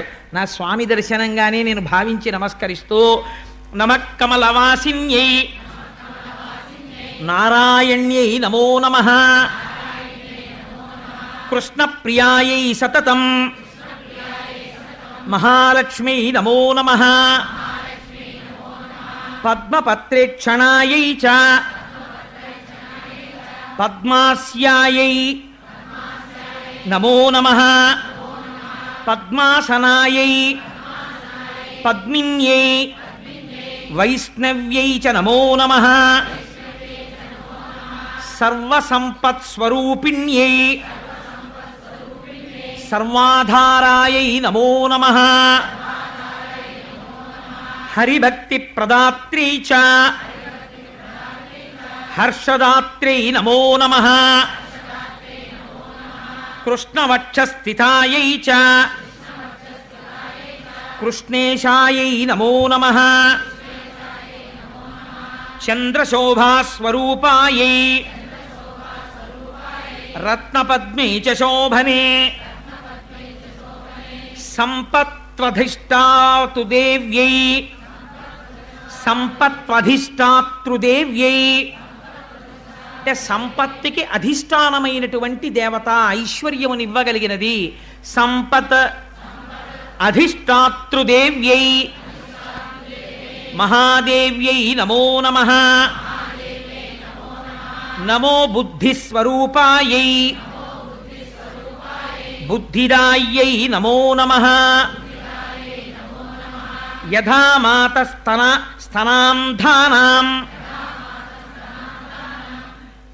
శిశూనాం శైశవే సదా. అంటే ఎంత గొప్ప స్తోత్రమో చూడండి, ఎలా పూర్తి చేస్తున్నారో. యథా మాతా స్తనాంధానాం శిశూనాం శైశవే సదా. అంటే పిల్లవాడు శిశువుగా ఉన్నప్పుడు ఆ శిశువుగా ఉన్న బిడ్డణ్ణి బ్రతికించగలిగిన శక్తి ప్రపంచమునందు అమ్మ పాలు తప్ప వేరొకటి లేదు. ఈ లోకమునందు నేను సుఖశాంతులతో ఉండడానికి ఐశ్వర్యము తప్ప వేరొక దిక్కు లేదు. అందుకని ఐశ్వర్యము ఉండవలసినదే, ప్రయత్నపూర్వకంగా నిరసించకూడదు, తృప్తి ఉండాలి. అందుకని అమ్మా ఆనాడు బిడ్డడైనందుకు వాత్సల్యముతో అమ్మ పాలిచ్చి బ్రతికించినట్టు సమస్త లోకములకు తల్లివైన నువ్వు కూడా దయతో మాకు ఐశ్వర్యమునిచ్చి కాపాడు. ఎంత గొప్ప మాటతో పూర్తి చేశాడో చూడండి ఇంద్రుడు. యథా మాతా స్తనాంధానాం శిశూనాం శైశవే సదా తథా త్వం సర్వదా మాతా సర్వేషాం సర్వరూపతః.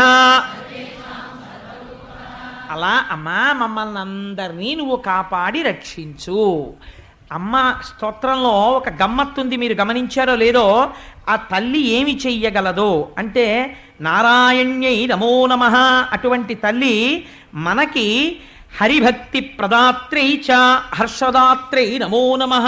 విష్ణుభక్తిని ఆవిడే ఇచ్చి ఆనందమును కల్పిస్తుంది. అందుకని ఇప్పుడు లక్ష్మి సంతోషించాలంటే మనం మళ్ళీ 11 మార్లు ఏవి చెప్పాలి? స్వామి నామం చెప్పాలి కదా. అందుకని అవి కూడా చెప్పేసి వెళ్ళిపోదాం, మనకి పెద్ద కష్టం ఏంటి, పొంగిపోయి చెప్పేస్తాం మనం కదా. అందుకని మీరేమనాలి? గోవింద గోవింద హరి గోవింద గోకుల నందన గోవింద అనాలి. అందుకని అనండి, నిఖిల లోకేశ గోవింద ఇహ పరదాయక గోవింద